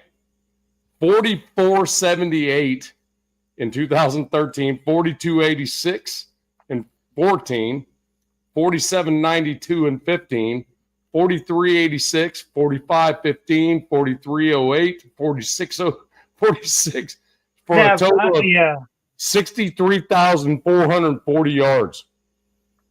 Yeah, man. Total. Look, this guy would he made a custom Sprinter van when the team moved to LA. Every day he drove from Poway, which is in North County in San Diego, to Costa Mesa. It was like a 2-hour change trip every day, to and from, and on the way back watch film. So, he was committed, but he was paid. This is what these guys are paid to do. So unbelievable. He had 10 straight seasons over 4,000 yards. That's unreal. Yeah, crazy. He had LT and Gates in some of those seasons, man. So yeah, true. But I'm not going to go through all their injuries, and we got Slater holding in, holding out, injury. Who the hell knows? Right. Kind of another weird fact. It's not really news, but I thought it was kind of interesting. Herbert, I guess, tested out something in minicamp that nobody picked up on. You know how quarterbacks kind of wear visors sometimes? Well, he hates wearing visors, and apparently he has sensitive eyes. I didn't know this. This guy's been with us. I think he's going in his 6th year. He's been wearing he just started trying out these contacts that turn his eyes bright red. They're UV contacts. They are so creepy. He looks like a Star Wars. Yeah, it's creepy as all hell. But foosball is the devil. Yeah, exactly. Yeah, that's something. That was like a neat nugget. So he's rocking those because apparently he's got the sun bothers him. So I guess he said he can wear them in games through a medical note or whatever. But I mean, there's a lot. I just kind of rambled through some notes that I had, and yeah, man, I'm just excited for this to kick off. Yeah. I'd like to see some actual real games before I can really determine, the highlights. Like this captain likes to say during the combine for the underwear Olympics, that's kind of what I feel like camp is almost. You know what I mean? So yep. With pads though. So it's a little bit. Yeah. It is, it's kind of embarrassing. They had one day of pads, and the next day there was like 8 guys not practicing. I'm like, give me a fucking break, man. It's like one day of pads, and all of a sudden it's a laundry list of dudes who said, "Just kidding, we're So I thank you for dropping a bomb there, DZ. So I wasn't the only one that did it tonight. If I could ever get my own channel plugged in, we'll do that. Yeah, and then I'll drop F-bombs to get canceled on my own. Hey, again, so Skynet is here. Y'all are always invited, except for ASAP Hood. Y'all are always invited, or whatever his name is today. Always invited to check out the captain's channel because I enjoy banter from other teams. Yeah, a shameful plug, and I thank you for Jack being this member on this show here, which goes on my channel. So you guys is Jack's kid really a Niners fan? I said that. I think he is. Oh God! Really? What? Yes, I think he is. Dude. I said it because there was something in the back of my mind that that tweaked Well, that look. memory bone. Not to rub this into Jack's face, but I just had my daughter request a Broncos replacement hoodie that fits her now because she's grown. So I've clearly congratulations. done something. I've done something right. She is moving in the right direction as far as her dad's concerned. So that's all that matters. My daughter's full blast, bro. Full blast. That's good. Bro. We had a friend group, and he's a diehard. He's a Marine drill sergeant, or not anymore. Diehard Chargers fan. His wife, who's also in the Marines, diehard Raiders fan. And it's funny, their kids, the son is the Chargers, the daughter's the Raiders, and they'll go to the games, and they got divorced, but I think they're going back together. But it was always funny. It was like Chargers, Raiders, like kind of thing. This family, I'm like, I don't know how that works. Wow, that fucking sucks. That wouldn't fly, man. But my wife is a NFC South fan, so that's easier. Yes. Yeah, that's chill. Yeah, That's like you're like, agree. Oh my God. I really want to comment, but that just gives credence to the fact that this person really has zero intellect. Which one? Fuck twat. Oh, that guy? I would really love to know who this guy is. I know Piano who Man, he is. whoever he is. That is. We know who the fuck it is. He gets kind of nightmares. He has been banned from every Raiders channel because he goes on every Raiders channel. He has nothing to say. You know, it's all bullshit, and it's all crap, and it's all what do you call it? Just nagging shit. No substance, no knowledge, and he has been banned from every channel. And I gave him a lot of opportunities. Can I say something? Hey, he's listening. Hey, so Piano, Nav, or Piano, ASAP, Hood, if you are a Chargers fan, man, if you get personal, we will ban you, dude. Like, continue to keep banning you. I love the friendly banter because, believe me, it's going to kick up once the season goes on. But once you start getting personal with these guys, I don't care what you do in their shows with Nav or Cap, but you don't do shit in my show. I don't want it in this show. I like the comments, I like the friendly banter, but I don't want any personal attacks. Like, I just saw something about military, talking about somebody's military. That's not happening here, dude. So let's just be cool. Let's do this thing. Be a good fan. Look, I don't care. Let's just not dig into this shit, right? It's unnecessary. DZ, I got your number. I'll get with you offline, man. So, it's when's your game? Is it between this show and next show? It's the 31st. It's the 31st. It's a Thursday. It's right after our next show, man. So it's right after the next show, then. Okay, so right after the next show. So let's we're going to be getting. Yeah, so we're going to get right into that, though, because that's going to be meaningful football for you in terms of, seeing what some guys can do, comparing to the other team and that kind of stuff. Obviously, a couple weeks ahead of the rest of us, clearly. Yeah. Right? So let's go ahead. We're going to get into that next week. We're going to go right into the team and position group comparisons between the Chargers and your opponent there. And we'll start going down that rundown because that is – obviously, this is a divisional show. So this is Raiders, Broncos, and Chiefs, and we'll get right into that nitty-gritty in terms of what your team's going to do, how it's going to work, what you think is going to happen.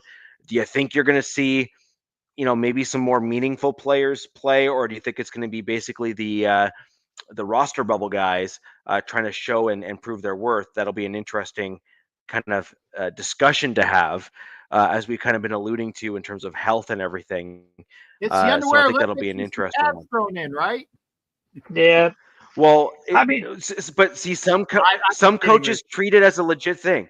No, but some coaches see the Hall of Fame game as like a legit thing. Yeah. Good question. It was a joke.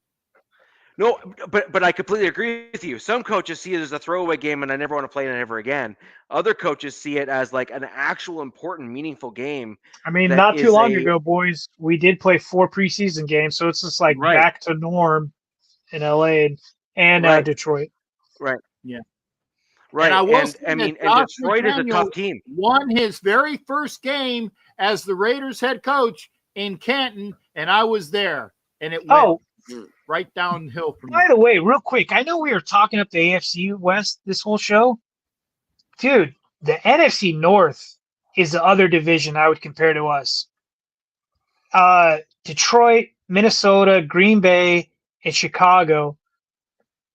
They are all every one of that team, in my opinion, they're all on the rise as well. So Well, and it's a good thing analogy you got there. I said I was actually on an NFC North. It was pretty much a Vikings channel because I know some Vikings people and they invited me. I had a ball. It was great. But like I said, the Vikings are strong, obviously. The Lions they're gonna go back a little bit because the fact that they lost both Ben of their Johnson, coordinators. Both because they lost Johnson and they lost Aaron Glenn. So the fact that they lost both of their coordinators, they're going to come back down to the pack a little bit. But the Vikings are going to be strong. It's all going to be in the hands. They had a fantastic team, and Darnold made the most use of it. Now they turn over the keys to the car to JJ McCarthy, who would have been in the same boat as Bo Nix, but he got injured. So this is his rookie year. So he can do that with a much accomplished team. So Minnesota's looking good. Don't count out the Packers. The Packers were a dynamo at the end of last year coming up. And the Bears are kind of like that division's Raiders. They're going to get better. They're going to be a thorn in the side within their division, but they're not there yet. But they're going to be building. They're going to be building for that team. And I applaud them for what they did with their offensive line. They brought in a lot of guys. Right. And the weapons for Caleb. And it's a matter of, the previous quarterback who got run out of town, run being the operative word. You see what I did there? Because if he didn't like the play, he would run. Okay. And that's why he wound up being on the Steelers, because he didn't listen to his offensive coordinator. Okay. So the point is that they're going to get better. But Caleb will actually listen to Ben Johnson, and they're going to be a lot better this year. He better. Oh, he will. He better. He will. It's but that division's going to be it's going to be a fantastic. Remember, the old NFC Central, the black and blue division. I'm showing my age here. Okay. NFC Central. Wow. NFC Central. There was only 3. It was the East, the Central, and the West. Right. The black and blue division of the NFC Central was what the AFC West was in years gone by before they had the 4 divisions. And oh, by the way, and I said this on this channel, I think, even when you throw Seattle in there with that 5th member of the AFC West, we beat the living bejesus out of everybody, and we had the best division in football. The NFC Central, aka now the NFC North, was the black and blue division. That's where they build their bones, okay? And by the way, that's where the Bucs went their second year. They went to the NFC Central. So, just saying. Thanks for the history. Appreciate it, man. I do a lot of decent things here, Oh yeah, those guys, divisions are kind of the trajectory. I think. Sorry, Rich. Go ahead, man. Well, and of course, our division used to have the Seahawks in it. Yeah. Right. Like in the AFC West, and so that was a kind of an interesting kind of interchange there and everything, right? So we've gone through some ebbs and flows within the AFC West as well. But anyways, we've covered off a lot of the training camp. Right now, we're still in early days, and to be quite honest, it's just a matter of, are guys staying healthy? Are they at least looking decent? Are you seeing the basics from the basic position groups? We've kind of all covered that off. I think my Broncos are. I think that a lot of the other teams are kind of showing that they are on the ascent. which is going to make for a very interesting season within the division, and frankly, for all of our teams as the season goes on. And then next week, guys, as I was alluding to earlier, and there's a quick announcement before the show ends out here, is next week we're going to go pretty much full on Chargers and start talking about the Hall of Fame game and everything else there, as well as a more in-depth camp recap. There'll be more camp stuff, yeah. Yeah, there'll be a little bit more camp stuff to cover as well.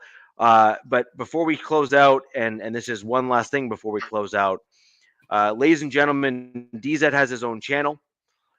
It will be published, and I will repost it on my X account. Okay. Yeah, I'm learning, man. I'm learning. This stuff is okay.